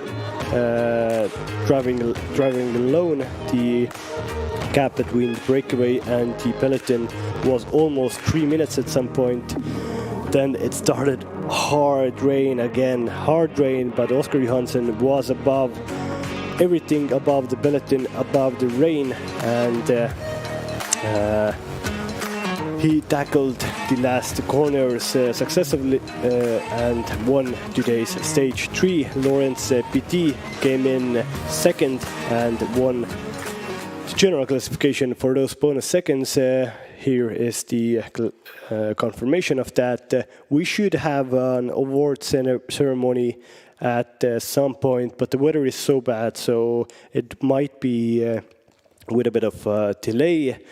I will now leave you to it. You can still wait for the award ceremony. I was Christo and Valga, a big cycling fan. I enjoyed this race. Hopefully you enjoyed it also. I think the riders will enjoy it when they will get some warm clothes on and some warmth in their bodies. But yeah, it was some exciting racing, and hopefully see you next year. Baltic Chain Tour will go definitely ahead 2022. But all the best and ride back.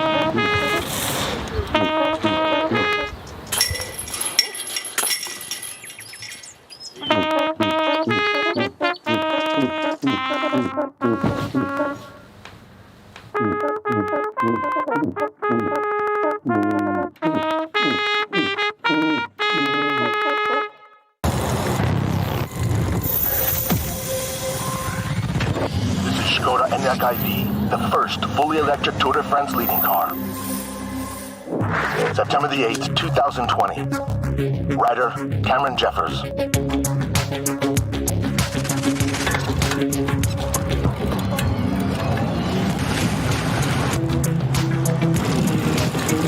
Hi, I'm Cameron Jeffers, and today we're taking on one of the most grueling climbs in the history of the Tour de France, the Col de Galibier. Hello, Cameron. We are here to watch your back. This beauty was unveiled at the world premiere just a few days ago, and it has already served as the director's car in the Tour de France, leading the peloton. With climbs like these, two things are important. You've got to pace yourself and keep a steady cadence to ensure you don't blow before you get to the top. You know what? Screw it. Let's go full gas. 800 meters to the top.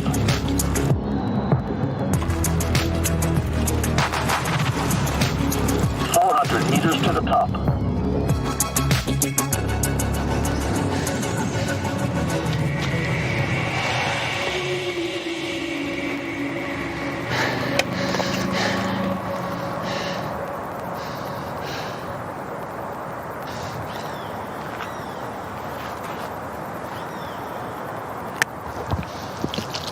a little recharge for me.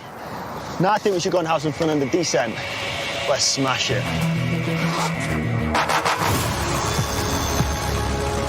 Descent speed, 60 kilometers per hour.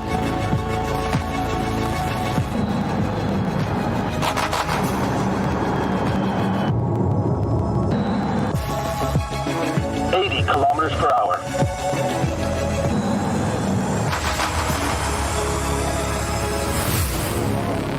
Good job, Cameron. Hey, thanks for the ride.